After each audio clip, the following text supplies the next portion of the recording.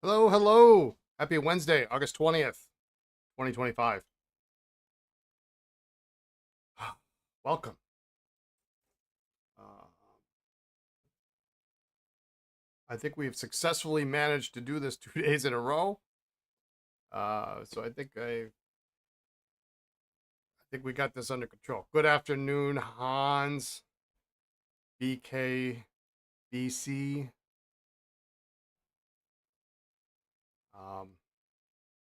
Fix my collar here is all kind of wackadoo. A beautiful day in the neighborhood, as they say. What do we got today? What's going on today? I don't really have good afternoon. You love a successful stream start? Yes, of course we do. Johnny Walker, Black. Hello. Dawn, thank you. Yeah, we're glad to be back too. It has caused, I must say, um, uh, a little bit more stress than I thought it was going to. I thought this was going to be a pretty smooth transition into what we used to do, or similar anyway. And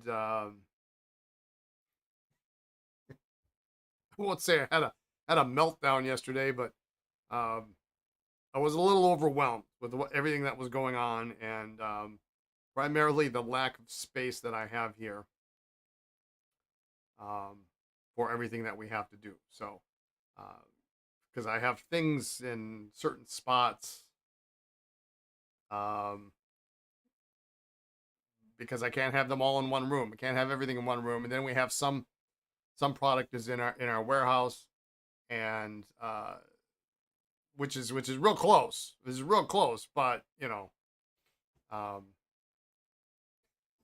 it's it's just it's taking a little bit to get used to how things need to work, um, and we're gonna figure it out. We're gonna figure it out. We've it's just growing pains. Yeah, yeah. So soon I'll be employing dozens of minions. Well, I mean, we were shipping until 11 o'clock last night. And Lisa's been working all day, and yeah, within a week or two, it'll sort itself out. I am certain. Um, but Lisa had been working all day, and then I had a ton of orders that I couldn't fulfill because of the products not here. So we got to go and get that, and then my mail pickup is super duper early. Like there is no way that we could get packages out in an expedient and timely manner if I waited till the morning to ship them, because I mean, we used to get mail pickup at like 1 o'clock in the afternoon, and that was perfect. 12:30, 1 o'clock. You got a solid.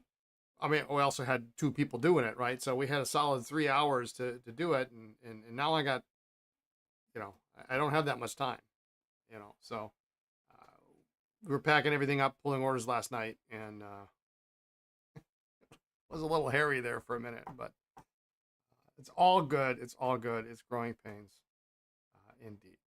So, um, I'm stoked. This is a good week. We've got I've got a really cool pen set here to show. Um, that I haven't really looked at much. Literally, I opened the box, and that's as far as I got. I made sure it was there. I made sure there was a pen in the box, and then I figured I would wait till the stream to show it. Um, yeah, late night. Yeah, I mean there were, it was a decent amount. I was pleasantly pleased. I mean, it was enough for me to make a couple orders this morning to replace stuff that we sold, so that worked out. Um, oh, all right. So what do we have today? Moving right along, because I want to kind of we went over a little bit yesterday, which was fine, but I want to kind of hit the schedule today if at all possible. So let me get that out for a second. go to the bench. Oh, that's blurry. There we go. Soda. This we'll talk about in a minute. So this is the snorkel that we looked at yesterday. So the client says, "Go ahead and fix." Great. We'll get that cooking today. He may even be on the stream. So Brian, if you're out there, let me know. I have no idea what your username would be, so well, we'll wait. So we got this. We got a snorkel. We're gonna start today. What else do we have? I guess we got a bunch of Esterbrooks to finish up. Oh, we did these yesterday. But I can package these up and get these out of here. So, yeah, let's start with that. Let's get these put back together. And then we got, we'll start some more pens from the, I guess, the Great Esterbrook Trek of 2025. I love these bandless pens. There are not enough of them in the world for me to be bored of them.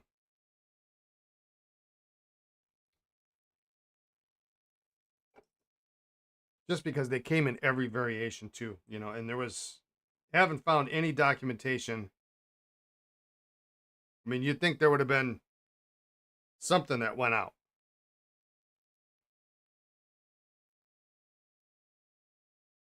Due to the war efforts for reducing metal by doing these three things. But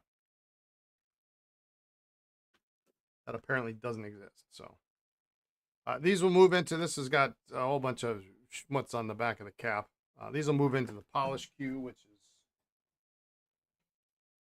right now excessively long.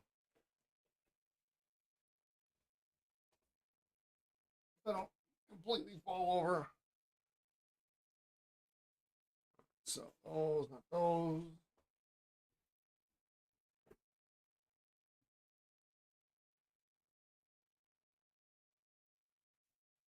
Start a new binder. I was looking at buying a new binder this morning.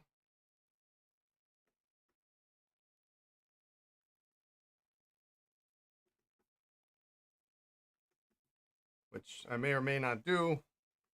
Oh, probably don't need it. If I just sell some of this stuff, we'll be in good shape.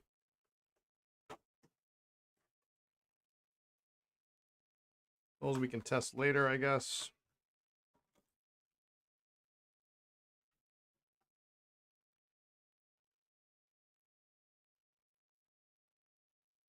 What is everybody up to today?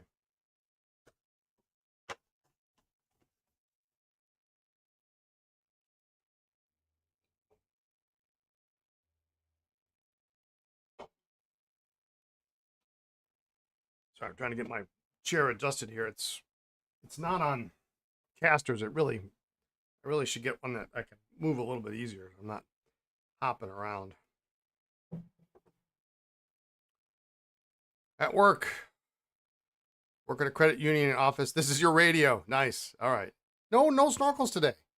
You got that on the system yesterday? How did that go? Did that end up successfully? The last image you sent me yesterday was nutso. I'm thinking we've been doing it wrong all this time. O-rings and, you know, a little glue and we're good to go, right? LKP editing photos. That's my daughter.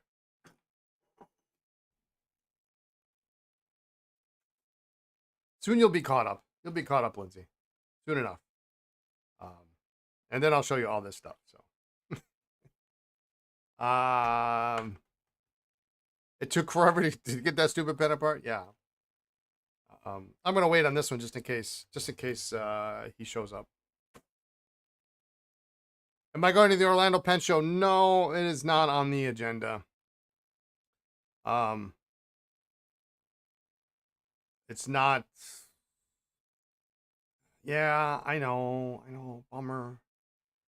I'm trying to figure out the best way to get to more shows, but with really one usable car between the two of us. I mean, driving to Orlando is just, it's a long haul. Flying there is really takes a lot out of the budget. I mean, insert any show here that I have to fly to. Um, and if I go, I'm there to buy, not to sell. And if I have to pay for airfare and Uber or shuttle service or whatever um, to the hotel, then it gets expensive, and there's not as much as I can that I can do with later. I mean, I would love to. I'd love to find a way. I need sponsors. Is what I need. Uh, that's what I need. Desk sets. Oh, Lindsay. Oh, you still my heart. Well, it'd be really great to get those desk sets out of here into loving hands. Um, there are some great ones too. There are some really great desk sets. 51s. There's going to be at least one Parker 51 desk set that is going to be priced at if I can't have it, you've got to persuade me financially to take that off my hands, because it is beautiful. It is beautiful. It's heavy. It's a work of art. It's something else. And I don't need it. Lisa doesn't want me to have it, but I want it. It's beautiful. So there's at least one of those. A bunch of Esterbrook 444s. So if you've never had a dipless set, what do we have? Maybe 5 of those, 5 or 6 of those. 1, 2, 3, 4, 5. Yeah, 6 maybe. Did we see you refurb that one last month? The Parker, yeah. It was. We polished it. We spent a long time. Everybody should have a dipless set. Yeah, you should have one. They're just fun. They're just fun, and unlike regular desk sets, they always write. I had a gentleman email me last night asking to work on his touchdown desk pen, and he wanted a guarantee that it was going to write, and I needed to seal up the trumpet and guarantee that it was going to write. And I said, guarantee it wasn't going to dry out. You can't. They're not a human being on the planet that's going to guarantee that, because desk pens will dry out. They absolutely will. I just how it is. You're down to 4. That's reasonable. Do you have both styles? Do you have the early and the late 444, the hockey puck, the UFO, and the... You'll guarantee a desk set for 10 minutes? Now, I haven't heard back from him, so I hope he didn't. Sometimes it's hard to read tone in an email, and so I'm just honest. I don't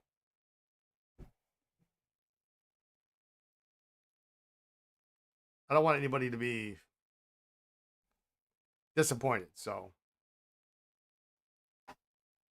inspired by all those Schaefers you're working on yesterday, I pulled out your PFM3 and inked it up with Waterman, of course. There we go. Excellent. What color is your PFM3?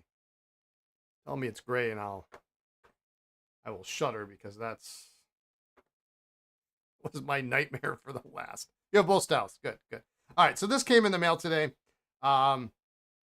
We need to look this over. We need to test it. Green. Oh, that's such a pretty color. That's maybe, I think green is maybe the nicest PFM color. It's such a vibrant green. It reminds me a lot of the Esterbrook plunger filler green, Gray is cool only because it's scarce, right? Green is the prettiest color. Yeah. Alan says green is the prettiest color. He would know. The burgundy's nice. Like maybe a green 5. I think that would. I would never want to be a completist. I don't think I need to have one of every color or one of every model, but I think the 5 is maybe my pen. And so at some point, I think I'm gonna maybe get a. I don't need black. I don't think burgundy is nice. Green is nice. The gray just makes me nervous because if something happens to it, you can't fix it. You can't get the parts, right? But yeah, nice green. So anyway, this came in. This is going to be a new consignment piece, and we're just going to test it. And there it is. I'm going to take it out of the box here because I've got the owner's name on there. I don't want that showing. Box is a little worse for wear, but you're not really buying it for the box. So your story is you picked it up 15 to 18 years ago for like $30. Wow. You had it restored 3 years ago. It was in really good shape. That is amazing. That's a cool story. Is that buckskin or Yellowstone? Well, I had the same thought about the pen. This is clearly Yellowstone, I think.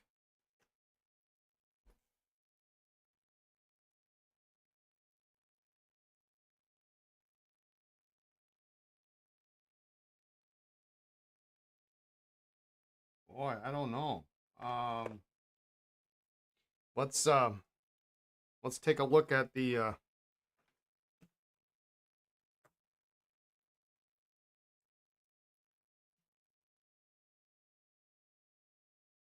Let's see if I can get this to come up.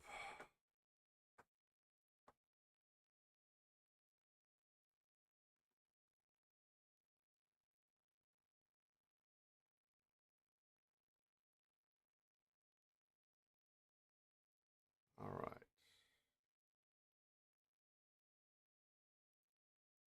Let's see.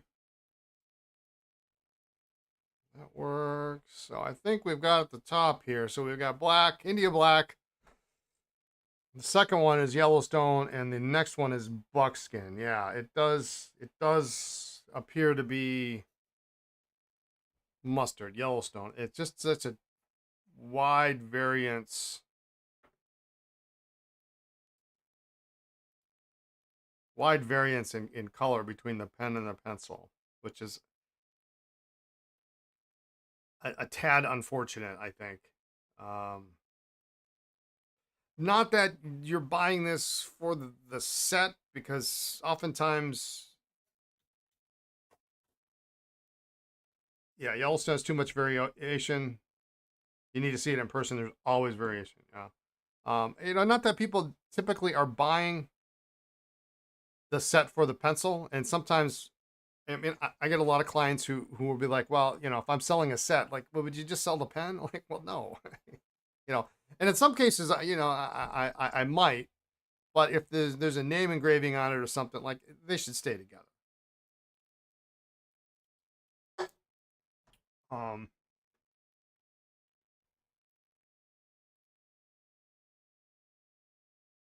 the cap is really nice. 1/10, 18, 16 karat gold fill.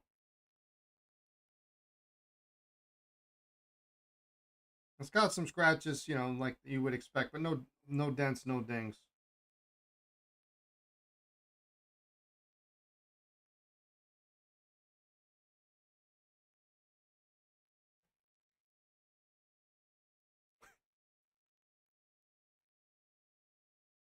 Wow. Okay.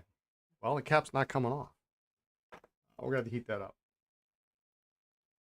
It's out of the way.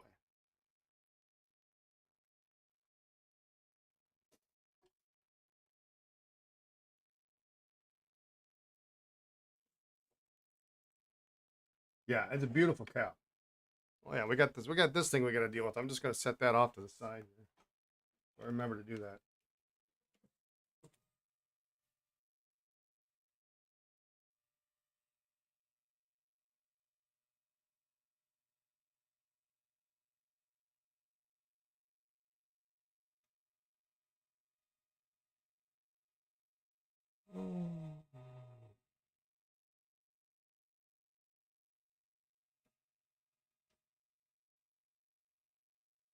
Hon, I got to get the cap off in order to make this work, right?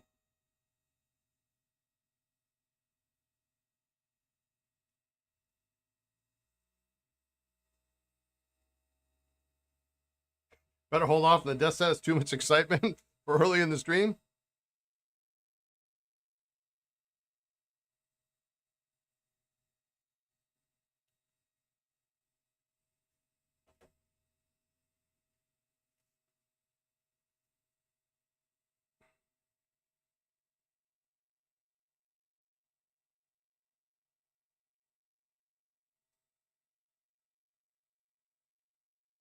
I really hope this didn't have ink in it when they sent it.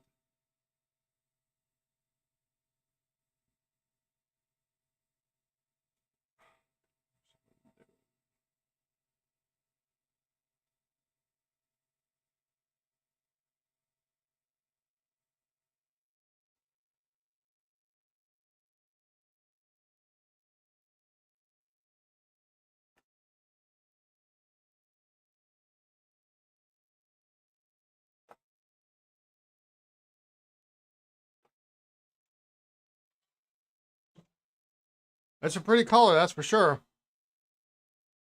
Good afternoon, Vlad. How are you?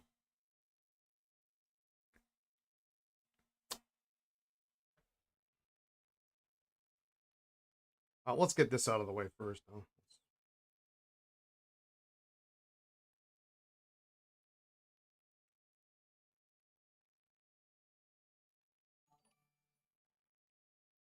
BH2D, thank you. Thanks for the follow.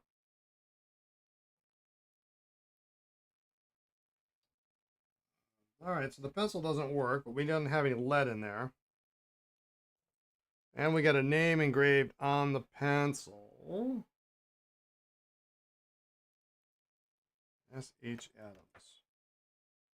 So we're going to need some lead to see if this actually works. Oh, it just needs lead. So the mechanism works. There's the pusher just came out. My understanding was that there was maybe an imprint on the barrel, but it had been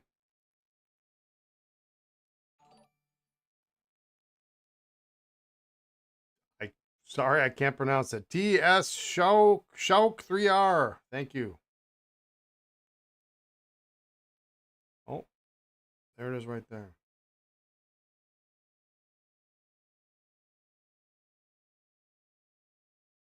You know, I think it's the Joker. Okay. All right. I think, believe it or not, it looks like it's the same imprint. I can make out the S and the H. So these two are actually a set.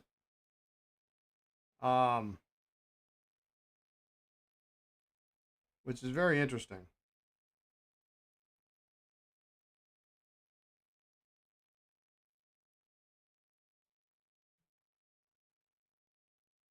What time does this start, Michael? Typically, I start my repair streams at 2 o'clock p.m. Monday through Thursday. What time I start?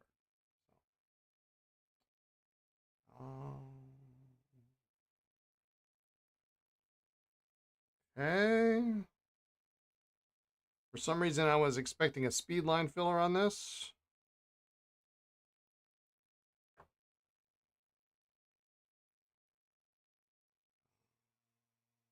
Let's see. Did they come with the standard, or was this replaced, do we think?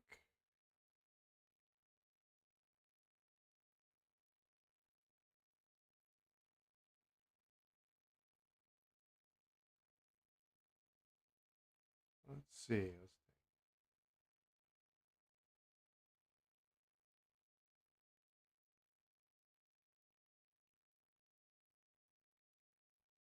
Although I think I've seen this before for sure.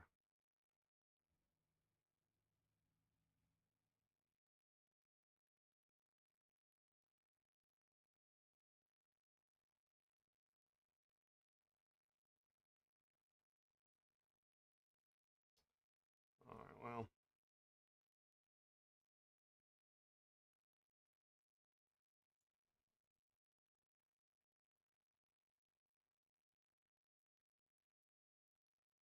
The barrel imprint's clear. 46, third quarter.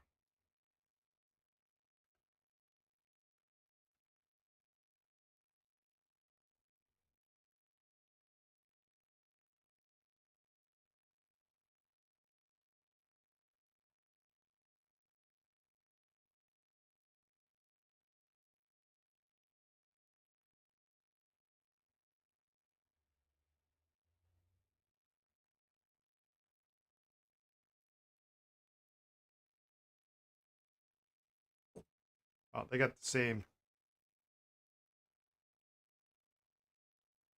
imprint, same person's name on it.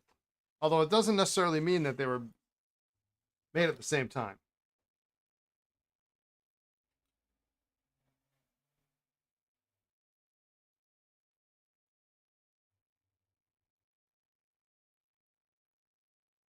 I mean, you could have gone back and ordered the pencil to match with your pen.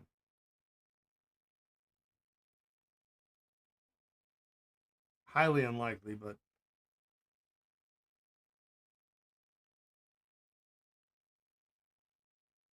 looks like an extra fine nib. All right, well let's. I was told this was restored it in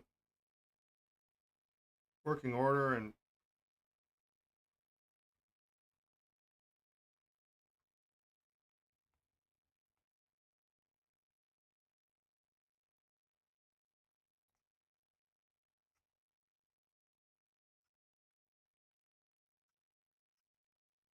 okay, we'll move the desk set out of the way here for a minute.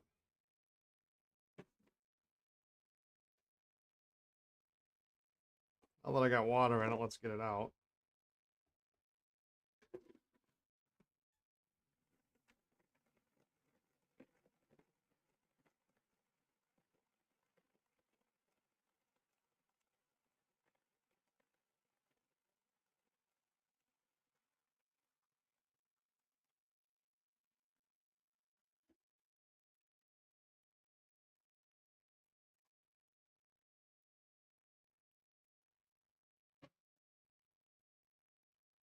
We'll ink it up with a little waterman, and we'll see how it writes.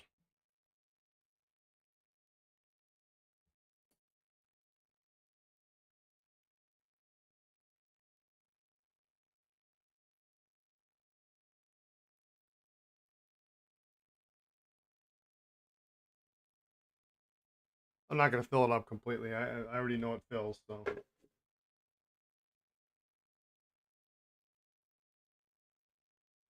And even against my own better judgment, I always forget that last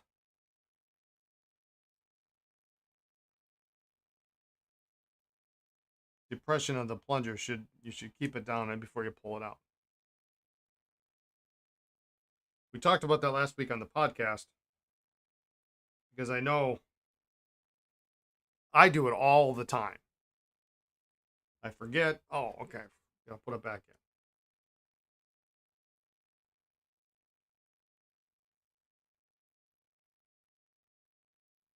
Extra fine. Holy cow.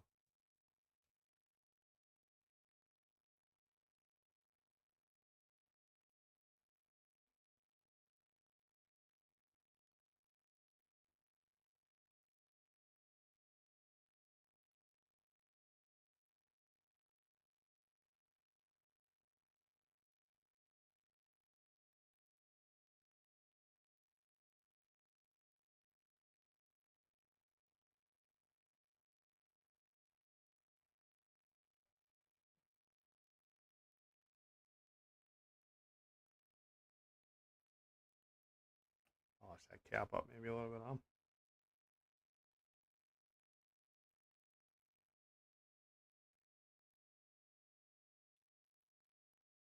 Probably 0.9, maybe.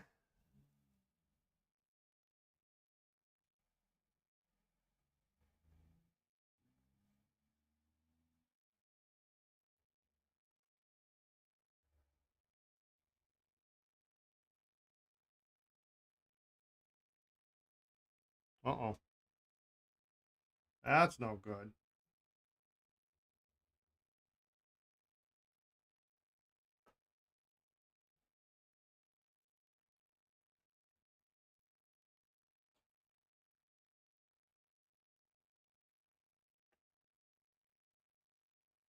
Well, that's not something I want to fix.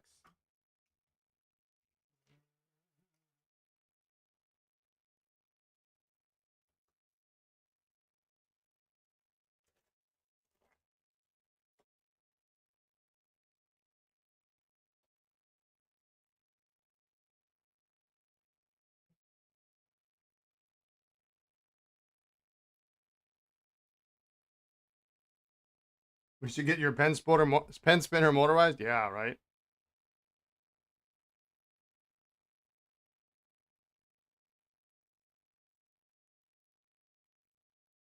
So this clip is loose. We got to fix that. That's not gonna do.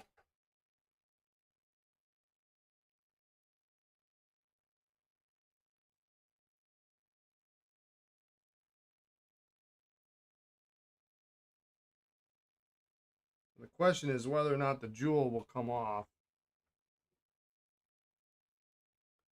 Nobody wants to fix a loose 51 clip. It is never have those words ever been spoken.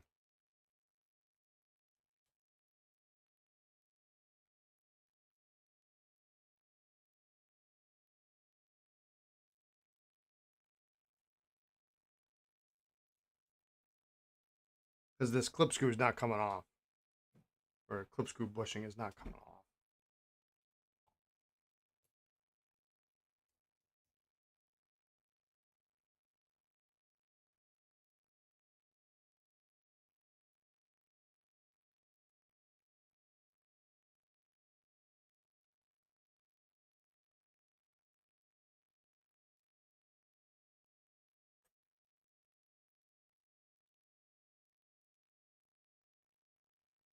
And I don't have a replacement to put on here, so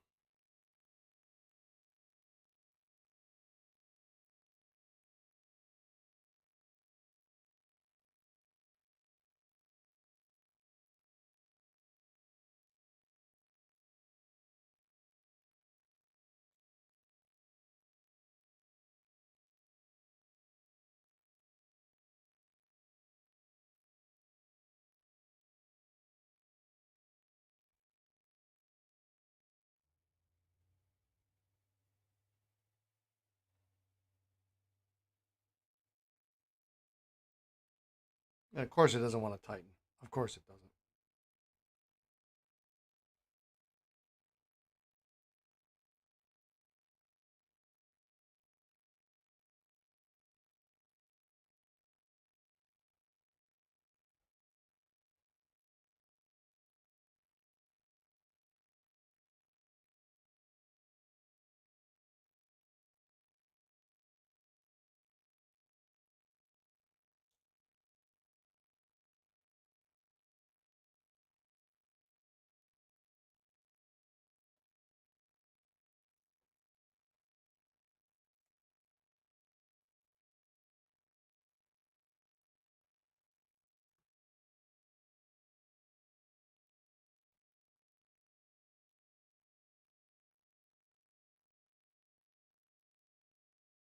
Well, I didn't know about this problem when I agreed to bringing this thing in.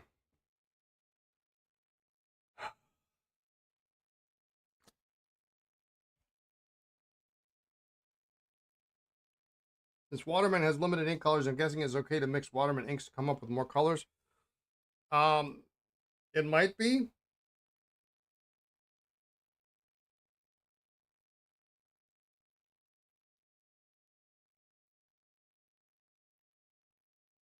Although I've honestly never done it.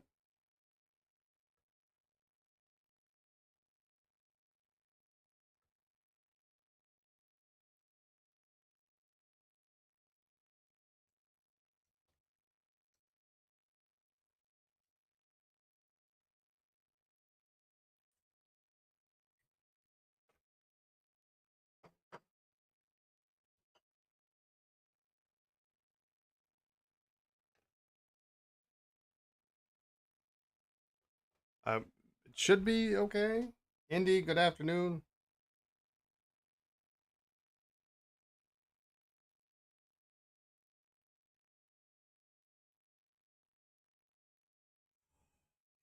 Hate doing this.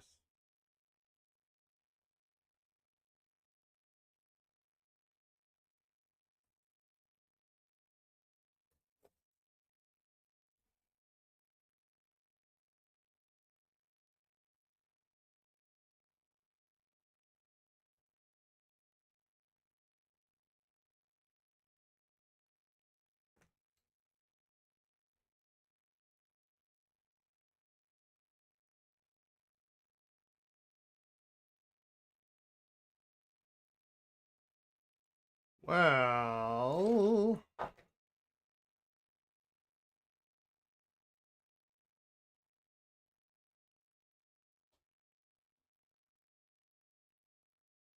I'm gonna put it in there. That's for sure.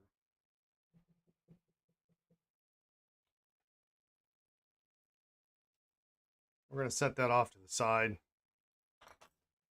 I need to clean out a. Yeah, nobody wants to fix these. That's for sure.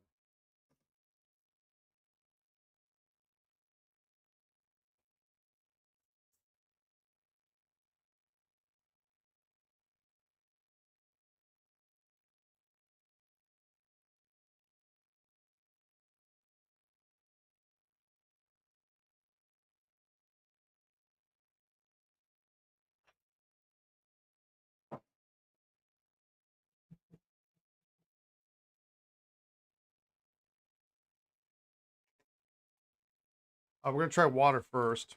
Guess we're just gonna have to try to get this jewel off.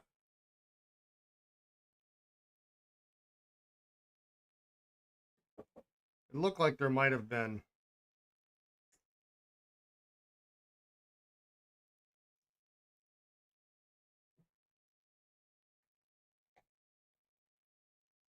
some shellac in there.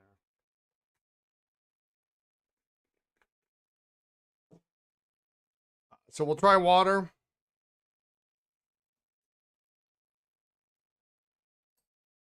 Let that sit for a day. Pen writes, it's quite extra fine.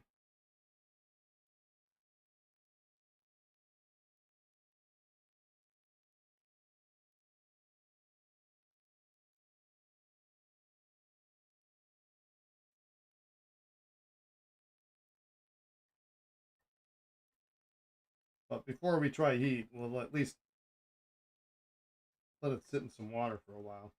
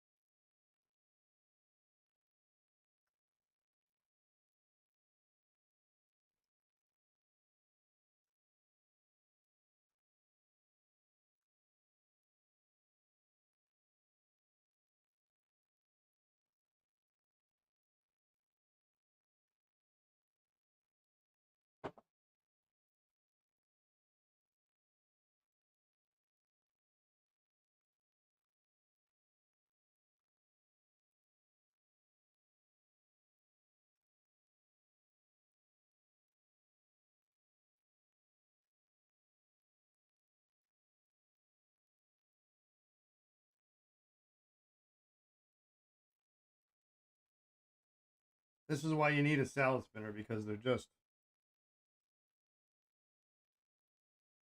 impossible to get completely clean.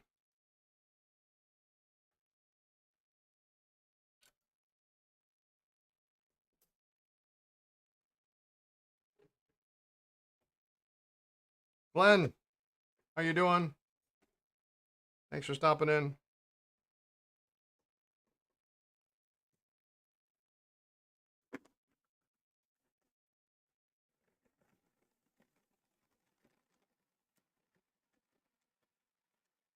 Fuzzy,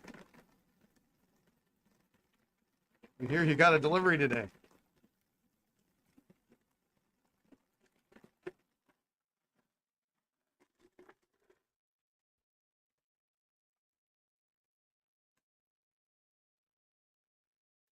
All right. Well, that's going to sit for a while until we can get that jewel off. I mean, yeah, it's like a 3-minute job, but it takes 3 weeks to get the jewel off.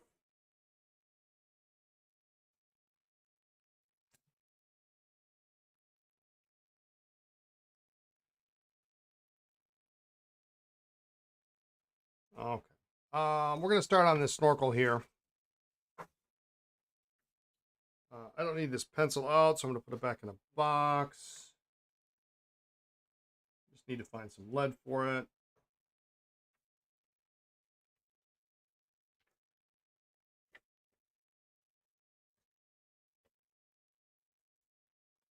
So this set will be available for sale once we can fix it. So if any of y'all are looking to add a Yellowstone double jewel to your collection, there you go. Let me know. Okay.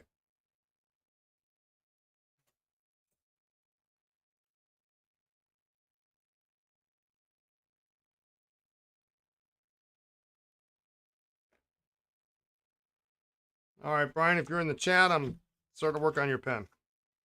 If you're not, sorry, I'm starting to work on your pen.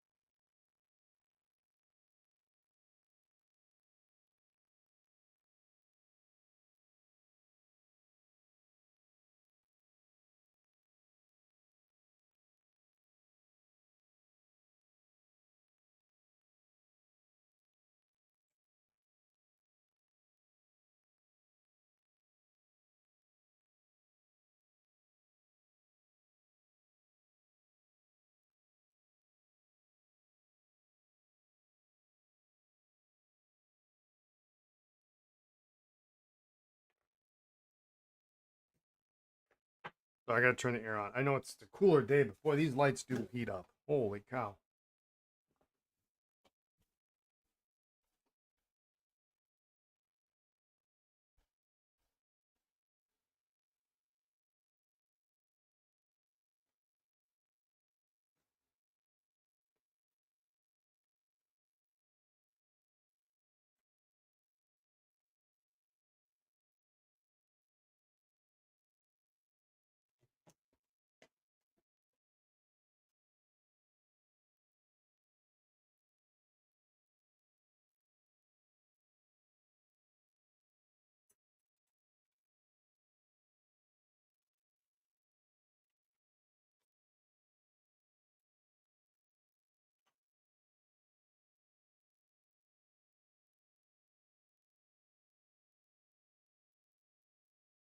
Hopefully we can get some of this out of here.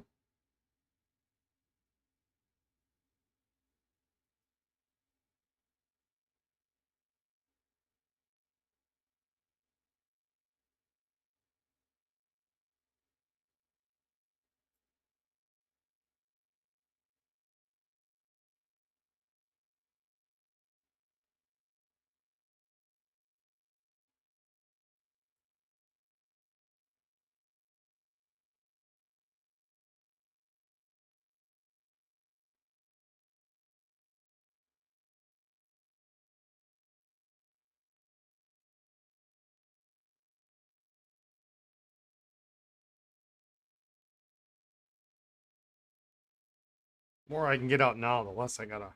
You got your package this morning. Awesome.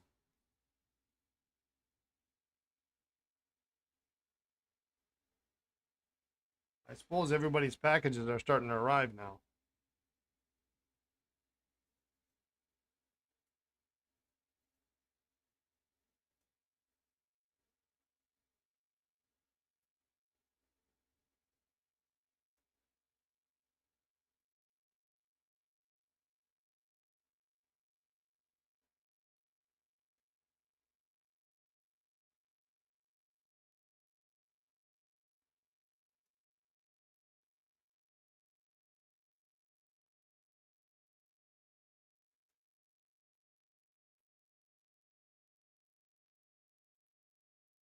Well, I'm gonna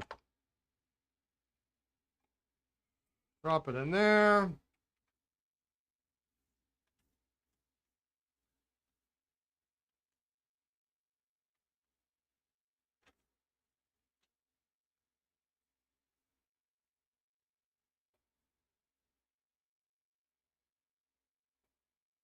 Let that dissolve out a little bit.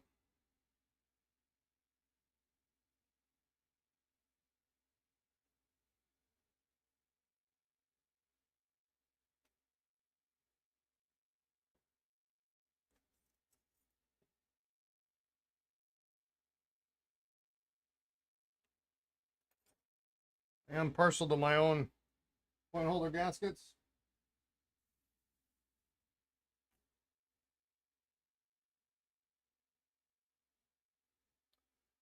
You know, so I did get the drill bit sizes you recommended. I, I don't know where they ended up on my bench. And then I got some handles, but then the handles weren't the right size. Where the heck are they? I could save a fortune when it won't ring into place. Where the heck are they?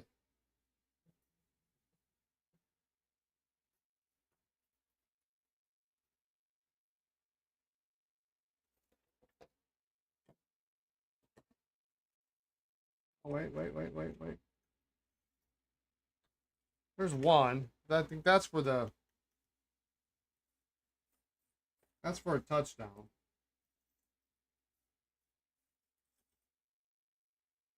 Or a PFM. I just don't remember where I can't figure out where I put the other drill bit. I got 2 bits and then I got some handles, and what I was going to do is I was going to turn these down.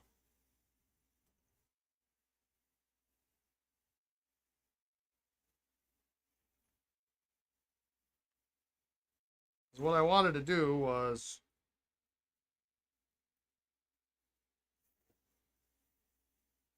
I got some handles, and I thought a T handle would be great. But the opening is ridiculously small. I'd have to turn this down a little bit.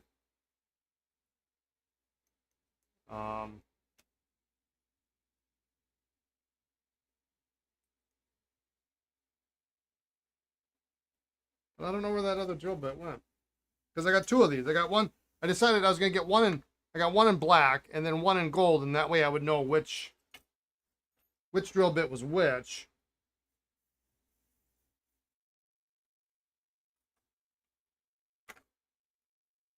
It's hanging out over here.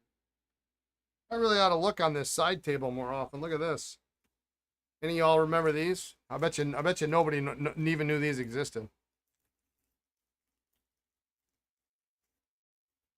Probably get sued just for showing those.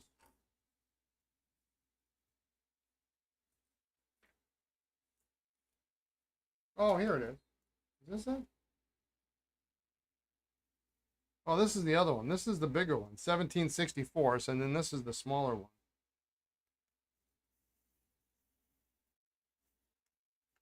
Yeah, that's way too big.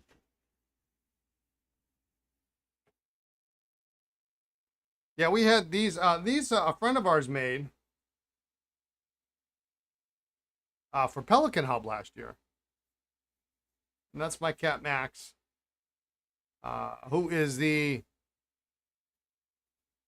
Chief Happiness Officer of Cardinal Pens and Paper.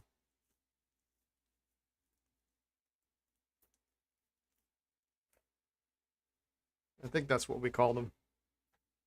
Well, we'll see if this one works. I want to say that was too big.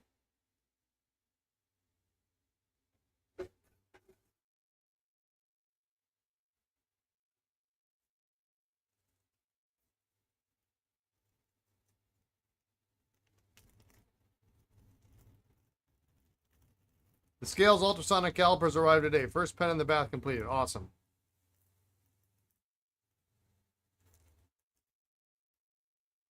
Next time he said you something, throw one in the box. Yeah, absolutely. You need one for your pen room. That could be a collector's item.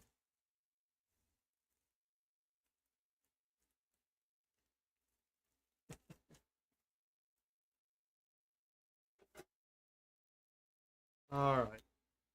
Well, we'll see if that.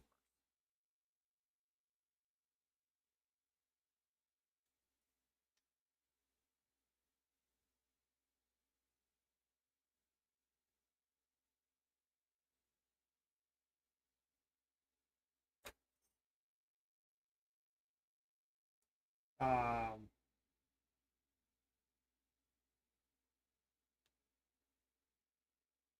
well, I think about it.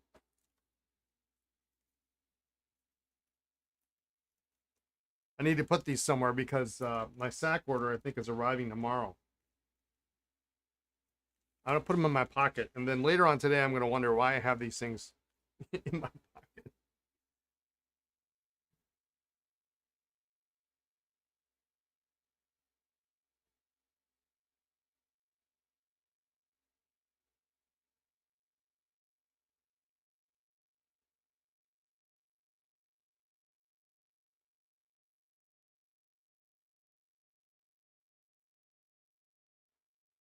All right.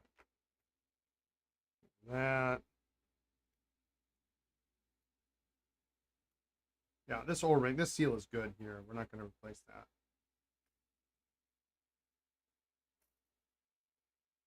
If I get sued, pull out some pocket lint and say, "There you go." You know, it's terrible, but you know, you got to think about that for the next 4, 7, how many years? You know.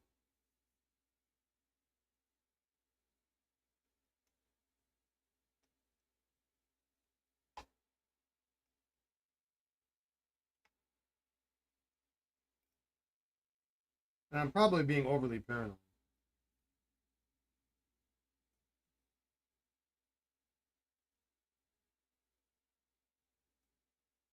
but I can recover once. I can't recover.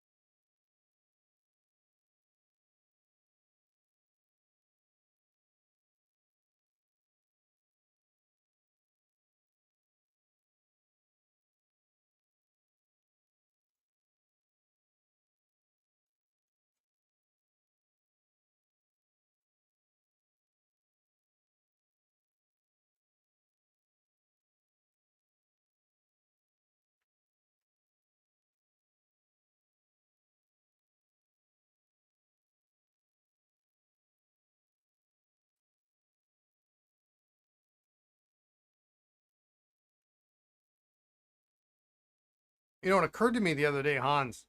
Um,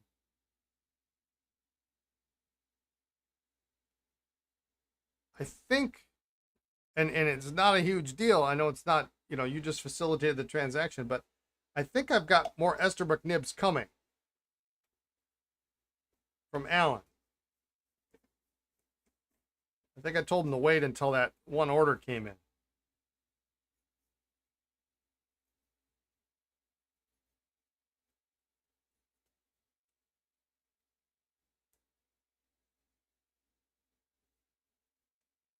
A big box of them. Okay, I was thinking, man, do I have one more shipment of nibs coming?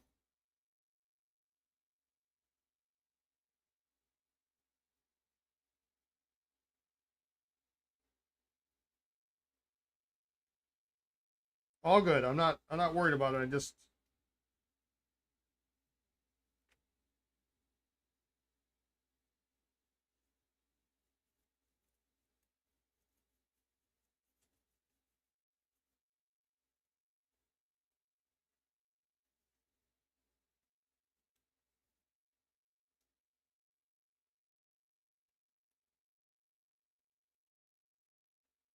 Well, yeah, I mean that works, but this is a gooey mess, so it's not all coming out.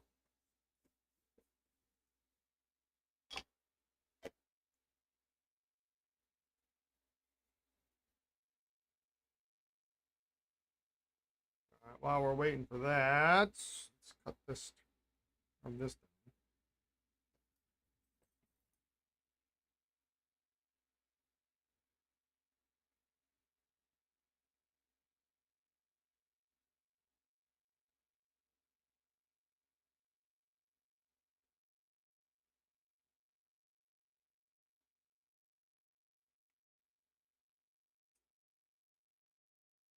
Boy, this stuff is nasty, sticky.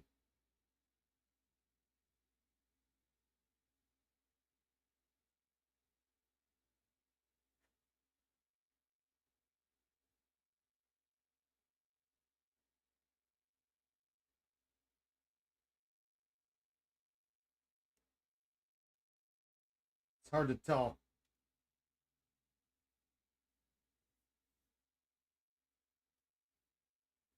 why this happens.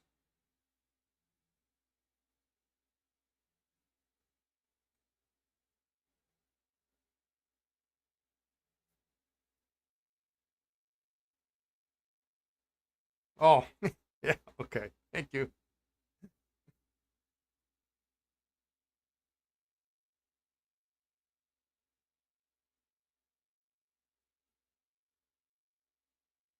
I think once I get that, I'll probably be all pretty well set up.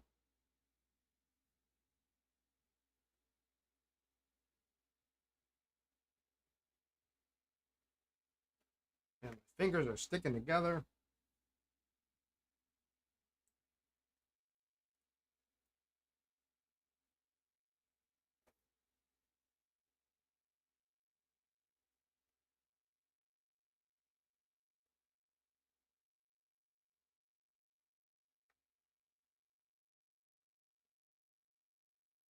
Big enthusiast. Hello.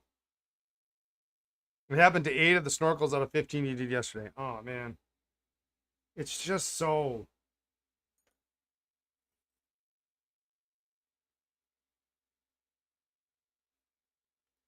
I wonder if this was a sack defect. Um,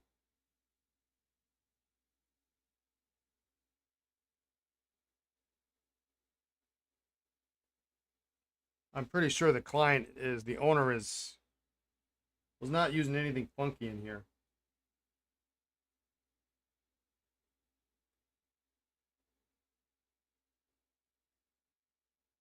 And it was only restored. I had to check back, not terribly long ago, by a reputable.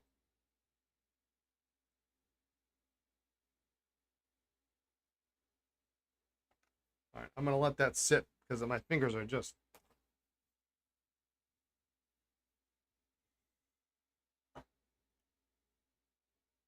Yeah, 10 years ago you said. Oh, let me check. I was gonna say I think this was 9 maybe.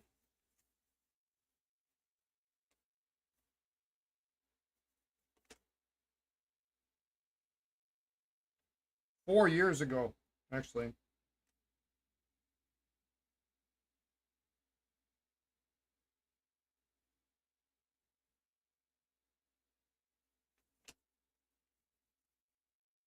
But I mean,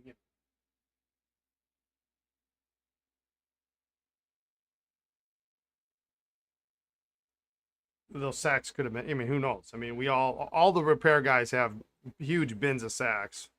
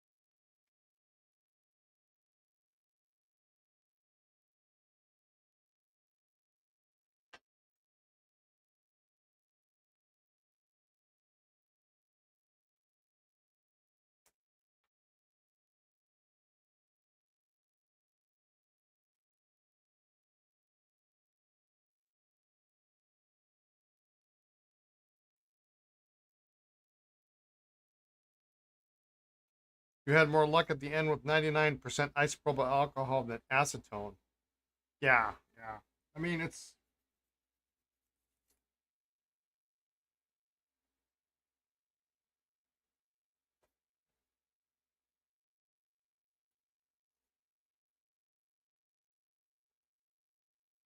usually acetone does a good job if you just let it sit. Um,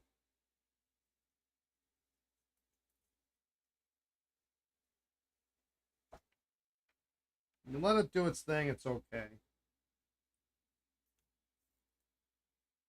You try to get it in, get it out too early, then it's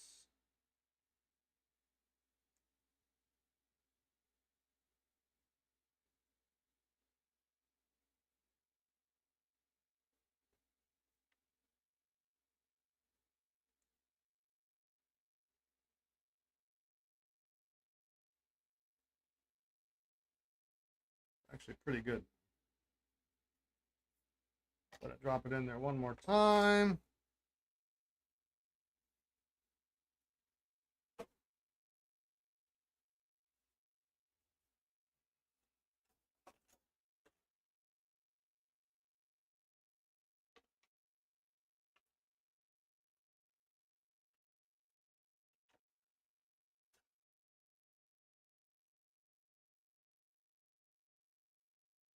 See you, Fuzzy. Off to get your parcel. All right. Best part of the day.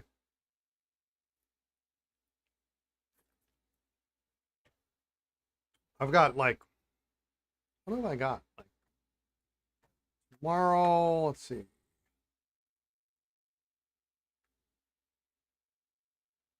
Yeah, tomorrow I got, that's a big shipping day.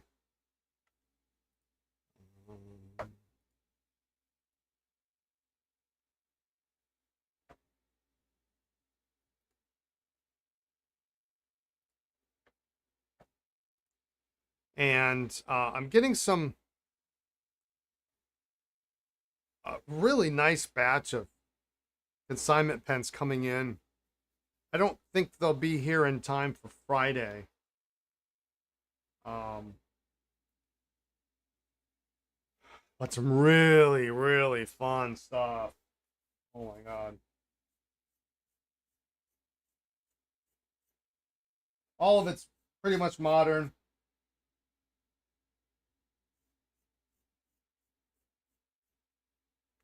Um, I think there's a Parker 75 in the bunch, but um, Omas. What else is in the list? There's an Omas, a 75, a dual fold Centennial. There's a Wancher, Arushi. There might be two Leonardos in there. There's at least one. Like the most common pen in there is an Edison Collier in antique marble, so which is a cool pen. It's like it's here, and everything else is like, it's Omas 360. I've always loved that pen.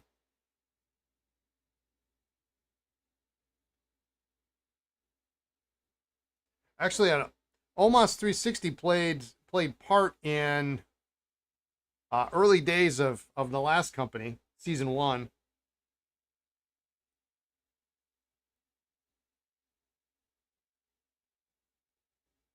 And I've told the story before, but there's probably some new people on that haven't heard the story, so I'll tell it again just because it is kind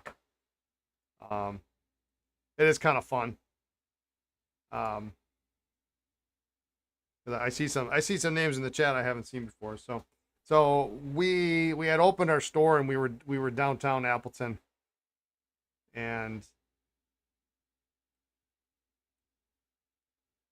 we were going to a lot of pen shows, and we had been to the Little Rock Pen Show, and uh, Ken Rowe, who does Schaefer and Aurora at the time, and this is back when Omas was Omas and not somebody else's reincarnation.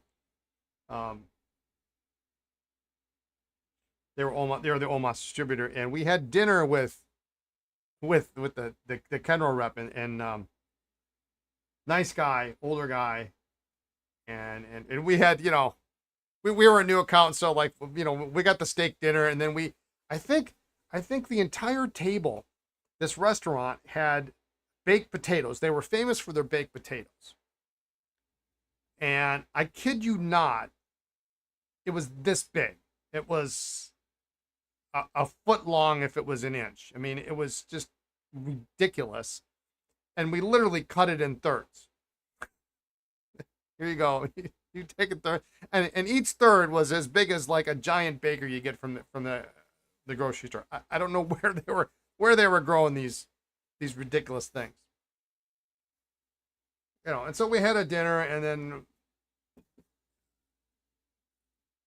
he's trying to, we're talking about Schaefer and Omas and Aurora and all that stuff. And he says, well, we got the new Omas 360 limited edition coming out. And I don't remember what they called it now, because this was 15 years ago, right? But it was in like this turquoise. It was transparent turquoise. It was stunning, really just amazing. And he's like, these are hot. They had one in turquoise, and then I think the next one was red, or the one before it was red. I can't remember. I think the next one was red. He says, these are hot. They're going to sell out. They're limited edition. There's only 300 of them or something like that. I can get you some if you want some. And somehow he went back to his hotel room that night, and he was like, somehow we ended up ordering like 24 of these things. Now, if any of y'all got an original Omas 360, the box is about like, it doesn't fit on the screen. It's huge. It's ridiculous. And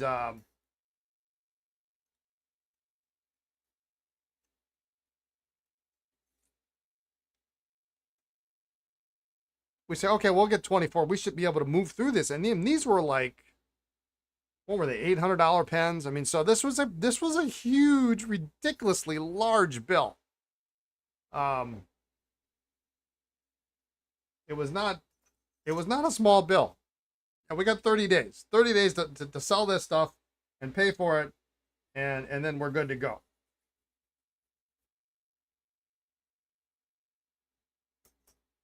So we get it, we launch, we sell like 2.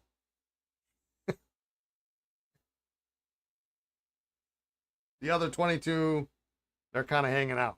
And I'm like, well, this is a really cool pen. I really want one of these, but we haven't made any money because,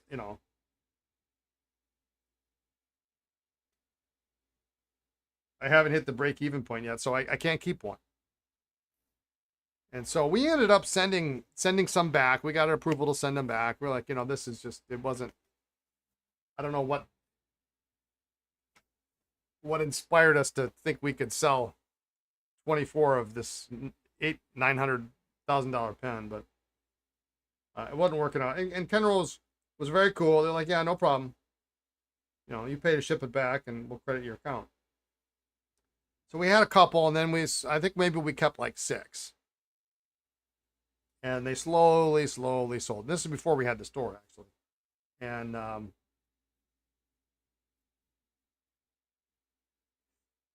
we opened the store on Small Business Saturday. There we go. And we had one of these things left. So Small Business Saturday is Saturday after Black Friday, right? So December comes along, and we're like, I told Lisa, and I do this, and this is kind of how I sell pens. I said, you know what? If that thing is still here by Christmas, it's my Christmas present, because we had serial number like 1 or 8 or something ridiculous. 3. I mean, it was less than 10. And I said, if it's still here, I'm going to keep it.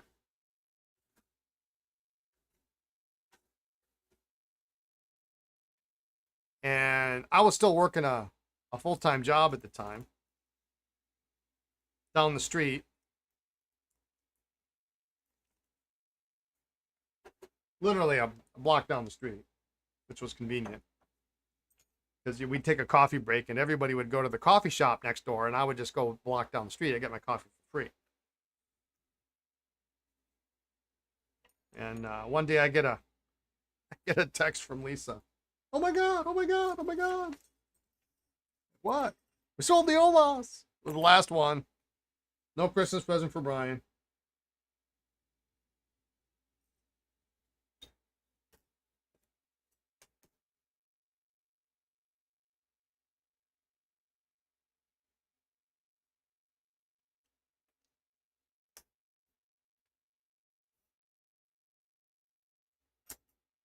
So that was that. But every time I say that, like, oh, you know, something's still here by Christmas.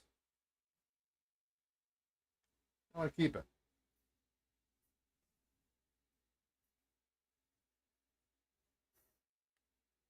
Yeah. So now I got my eye on a shout out for the Little Rock Pen Show. It's the one we go to each year. Yeah, I haven't been there in a long time.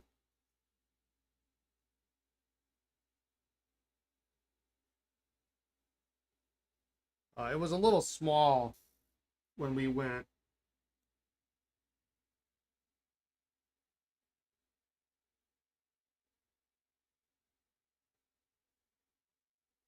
And it was also too close to, like the one year we had Baltimore, I forget the order. It was Baltimore, Little Rock, and then Long Island on successive weekends.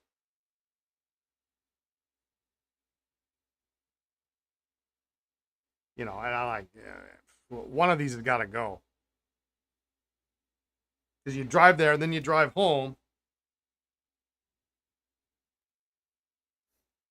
unload inventory, and leave 2 days later to go to the next one.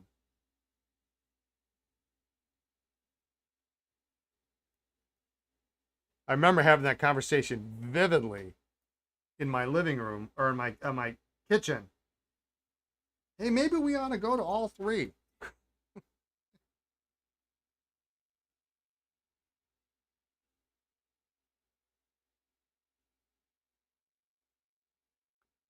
If you ever want to find out how compatible you are with your spouse, take a minivan, load it up to the gills with product, inventory it, go to a pen show, sell, adjust product on the website while driving back, nonstop, no night, no breaks, and unload,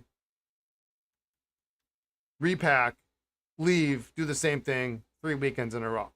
If you're still married by the time you get back, you're compatible. It's small, but you found some really good deals on used vintage pens. You make a day trip. Yeah, if it's 3.5 hours away, you have to go, right? I mean, you know, if if my only show was like, I understand the Detroit show is bigger now. It sounds like the worst 3 weeks ever. Yeah, it was rough. That third week, we were like, I think the last weekend was the Long Island show.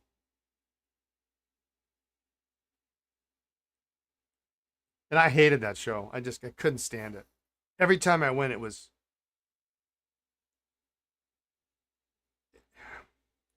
something went wrong. You know, it just wasn't. It rained like every year I'd come in, we'd get to Hofstra. They had this clock tower there right by the room, and I'd take a picture of it. And every year was pouring rain when we were trying to set up, and you can't park. You know, there's no easy way to get to the room. So the first year we went, we had to go and get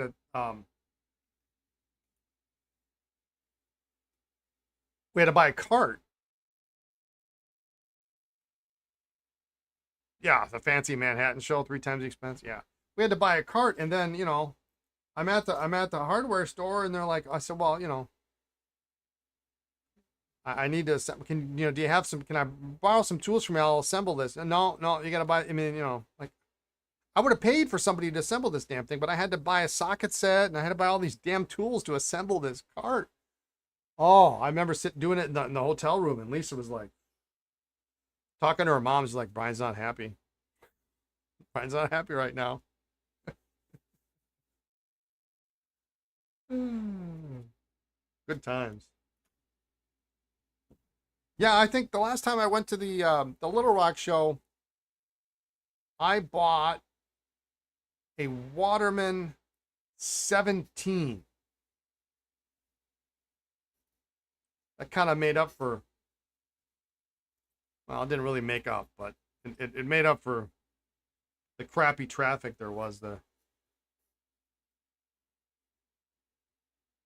couple of times I was there.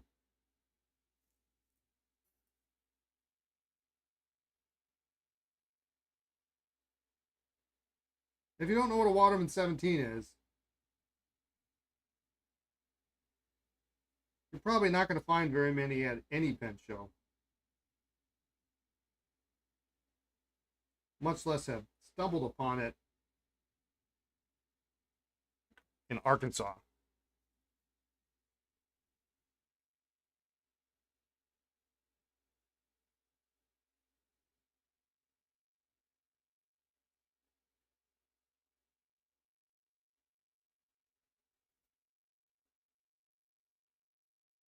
And definitely not at the right price.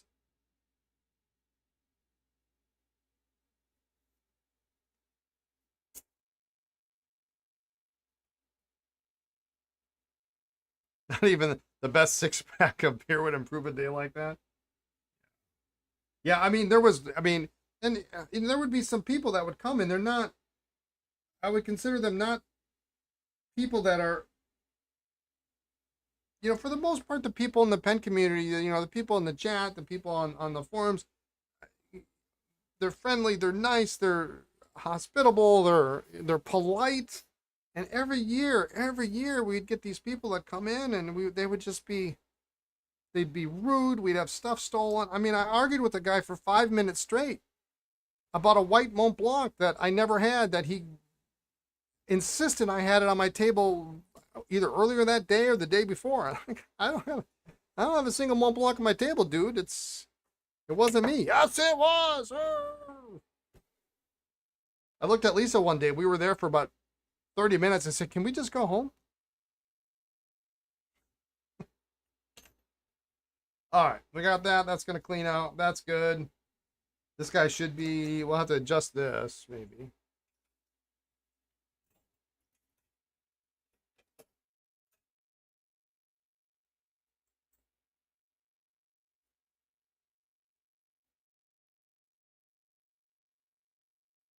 Some college kid stole a early white doctor's pen off my table.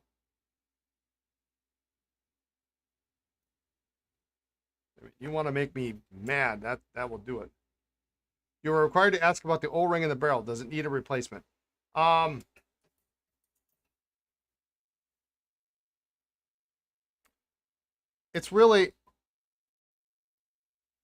It's got really, really excellent suction. Oh. I don't really think it needs to be.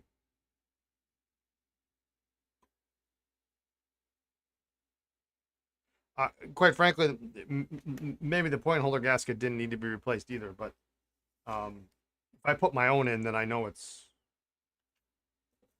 fits properly. Yeah, I agreed with the client. I said, well, it's probably good, but I would replace the point holder gasket in the sack, and then we'll just, we'll call it a day. So that's gonna sit till tomorrow.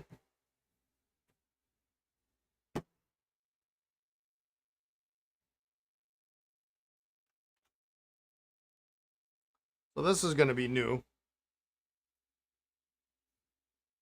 course, this would have to be on a 21 pen. I got to waste time on that. But we're going to clean this off, and so we're going to try epoxy on the inside, I guess. I guess that's the answer.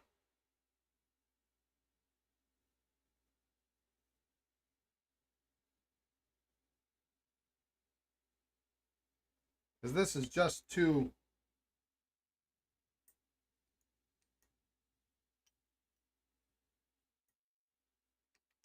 way too loose. Which makes me wonder if it's even the right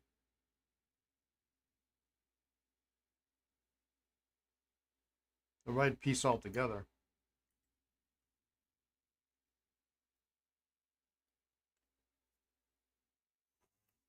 Unless you want to sleeve it at, yeah.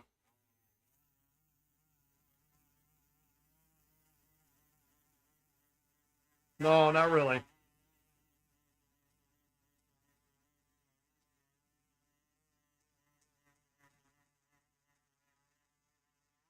I think we could probably build up a big enough um, layer of epoxy that it will just fill the gap.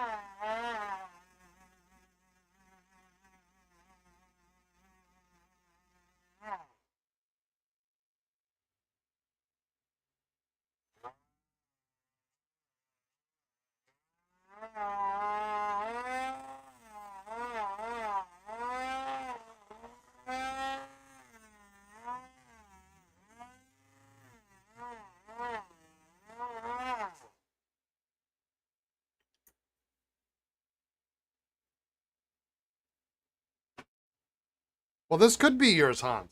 This one could be yours.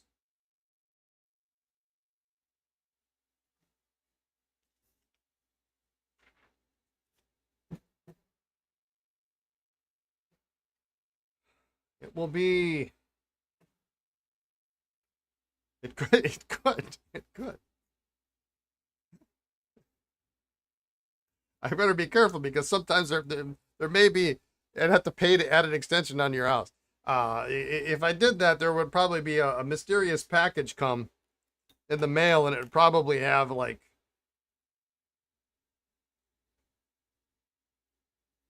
extra Esterbrook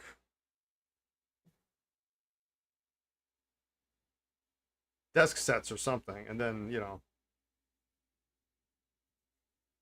or there'd be a phone call from Lisa.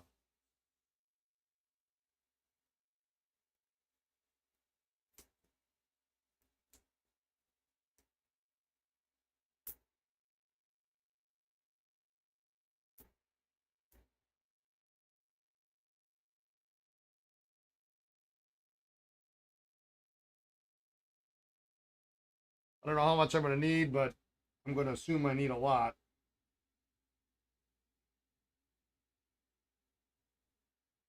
Probably enough.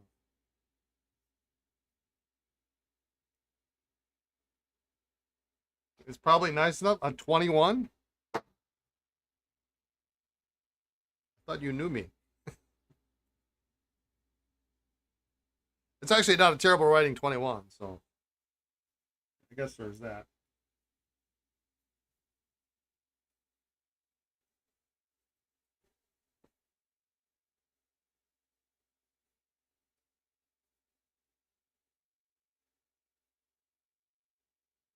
Giant dual fold base.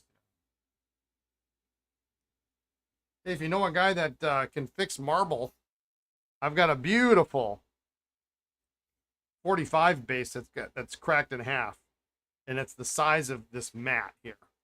It's ridiculously large.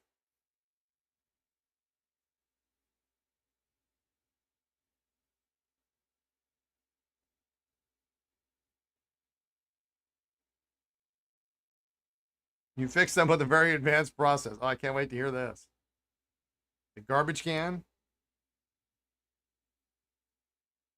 I mean, even broken in half, it's like 3 times the size of most desk spaces. Problem is I removed the pictures and tossed them in the trash. Yeah. The problem is I have the original box for it. I mean, it's beautiful. It's just, you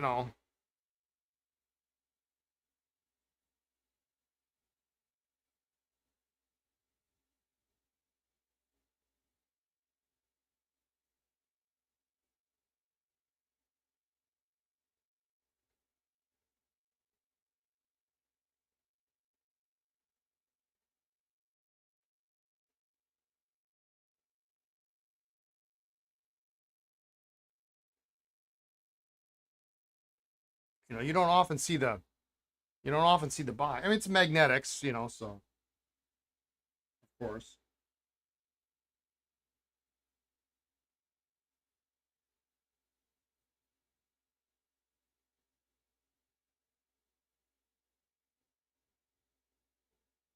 It might be time I get some new epoxy here.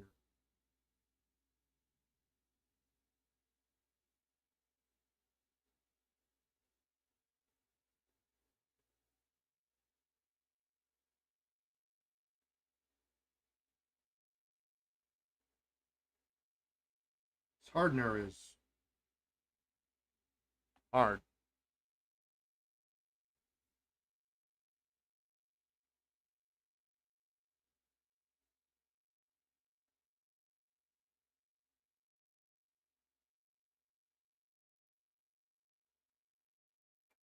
I've had this desk set sitting on my desk though for I don't know how long.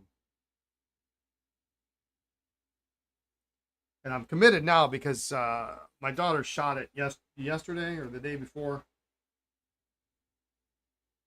So it's going to go up on the website.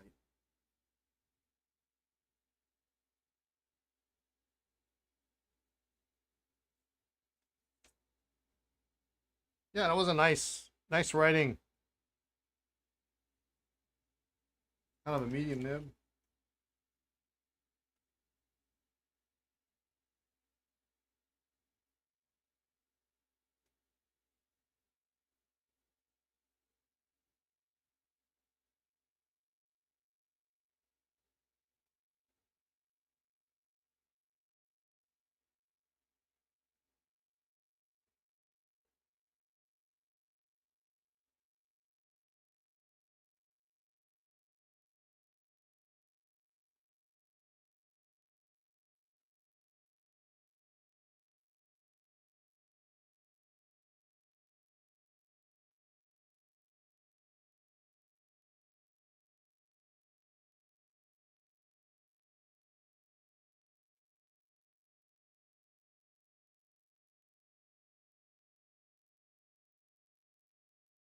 Hmm.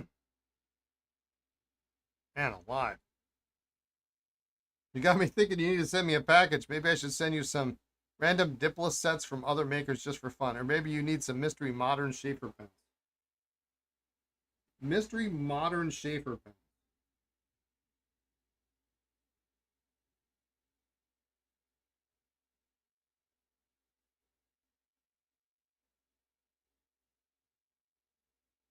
I don't know that I need any random Diplo sets. That just sounds terrifying.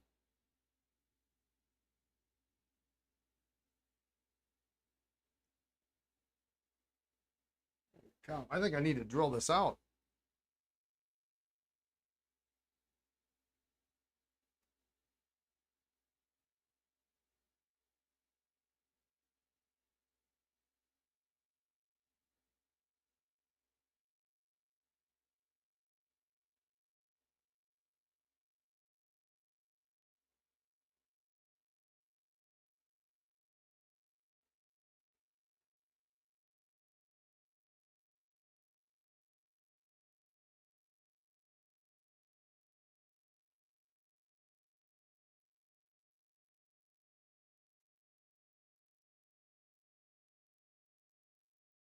We're almost at about 1-to-1 here. It could be terrifyingly fun. I tell you what, we'll do a Zoom call when the box gets here.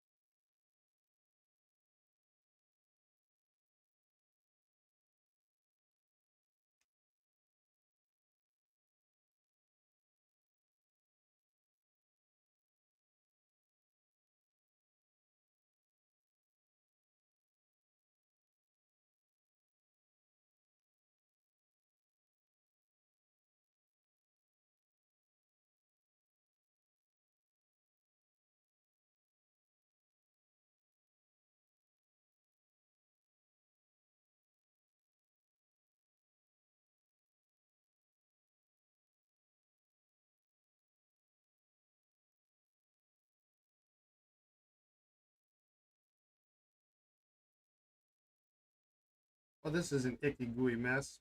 And you can't stand how this stuff smells. Maybe you better not send them. Oh, I'm totally game.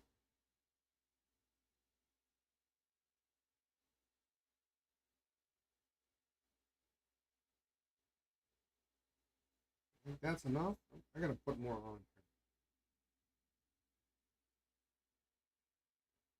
I guess if anything kind of spooges up, it's gonna spooge up on top of that brass.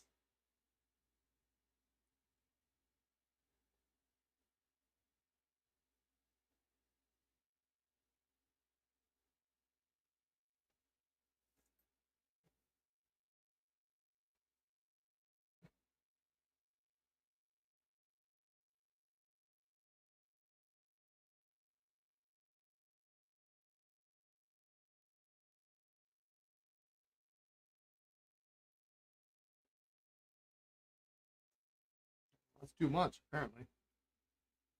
Now the question is do I wipe that off now or do I cut it off later after it hardens? What's your preferred method, Hans? Since I've never done this before.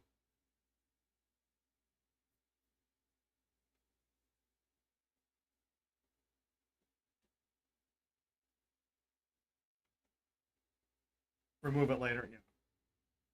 It'll probably be easier.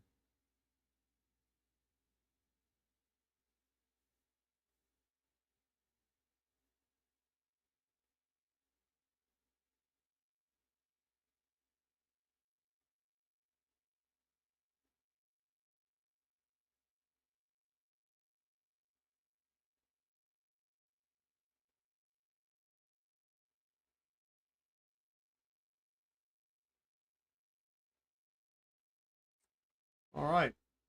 We're just going to toss that in the garbage.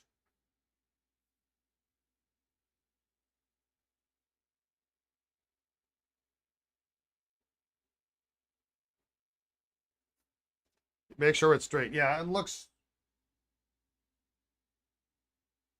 What I need is a ruler. I don't have a ruler.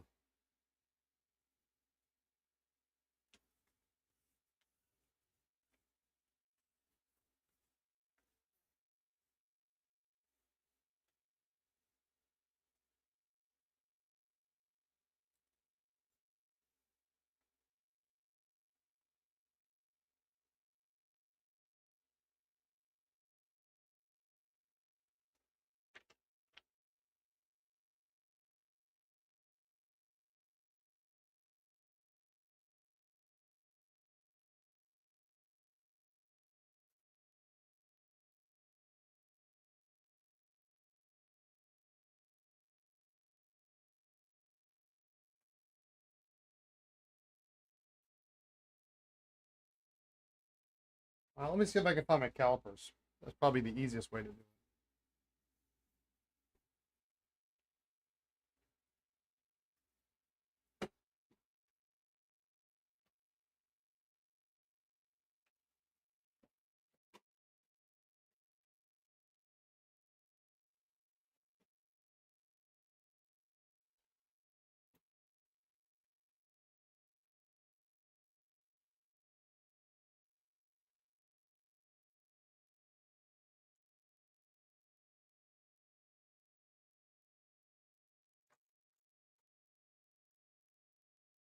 Pen came through the bath looking like new. The nib is shining clean. Took it apart, gave all the parts of bath. Yeah. You had a sample Serenity Blue that he put in it. Awesome. Yeah, it looks good, but you know, it's like,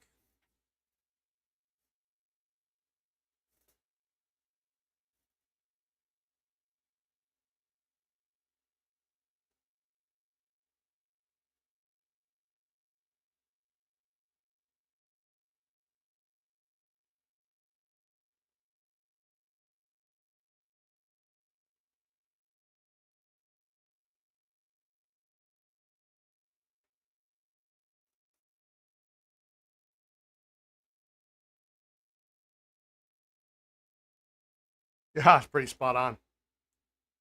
Don't breathe.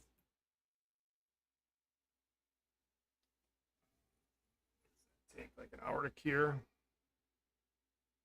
Sets in 5 minutes. Full bond strengthen.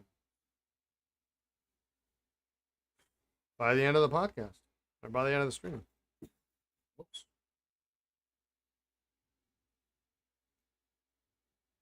Didn't notice the gasket until the parts were clean. Good also.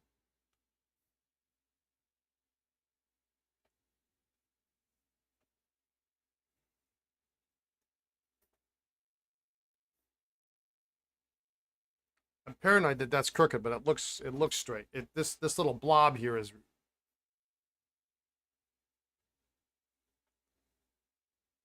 I'm gonna trust the process, and I'm gonna set it off to the side.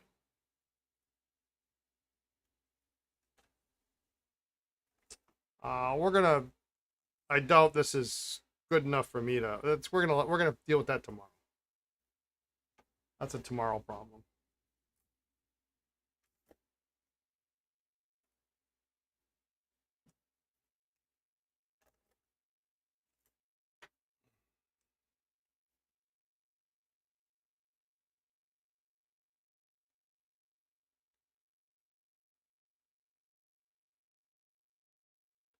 I think I'm not. It's an optical illusion. Yeah, yeah, I think it is. I think I'm not entirely sure, but I think I might have a new apron coming.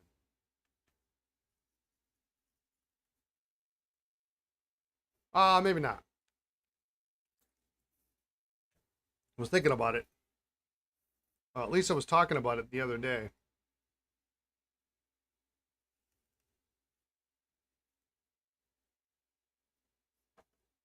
I got to get an image. You have a Pengineer 3D ink station that can handle holding vials in any bottle you can throw it. Was he at the Chicago show this year? I may have seen something like that.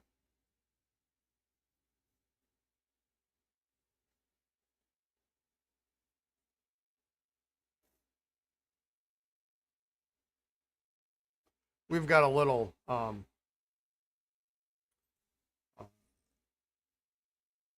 Lisa had someone give her a it's the cutest thing. I got it around.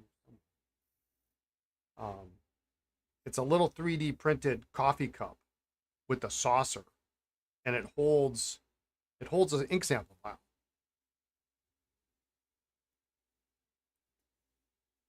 Yeah, it works remarkably well. You've seen it online on one of the shows. Okay, yeah.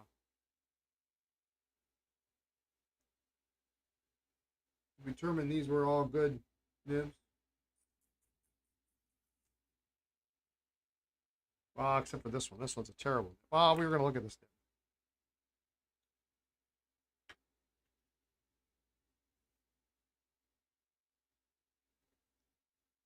Yeah, so we used that little coffee cup thing for. We used it a lot at the store.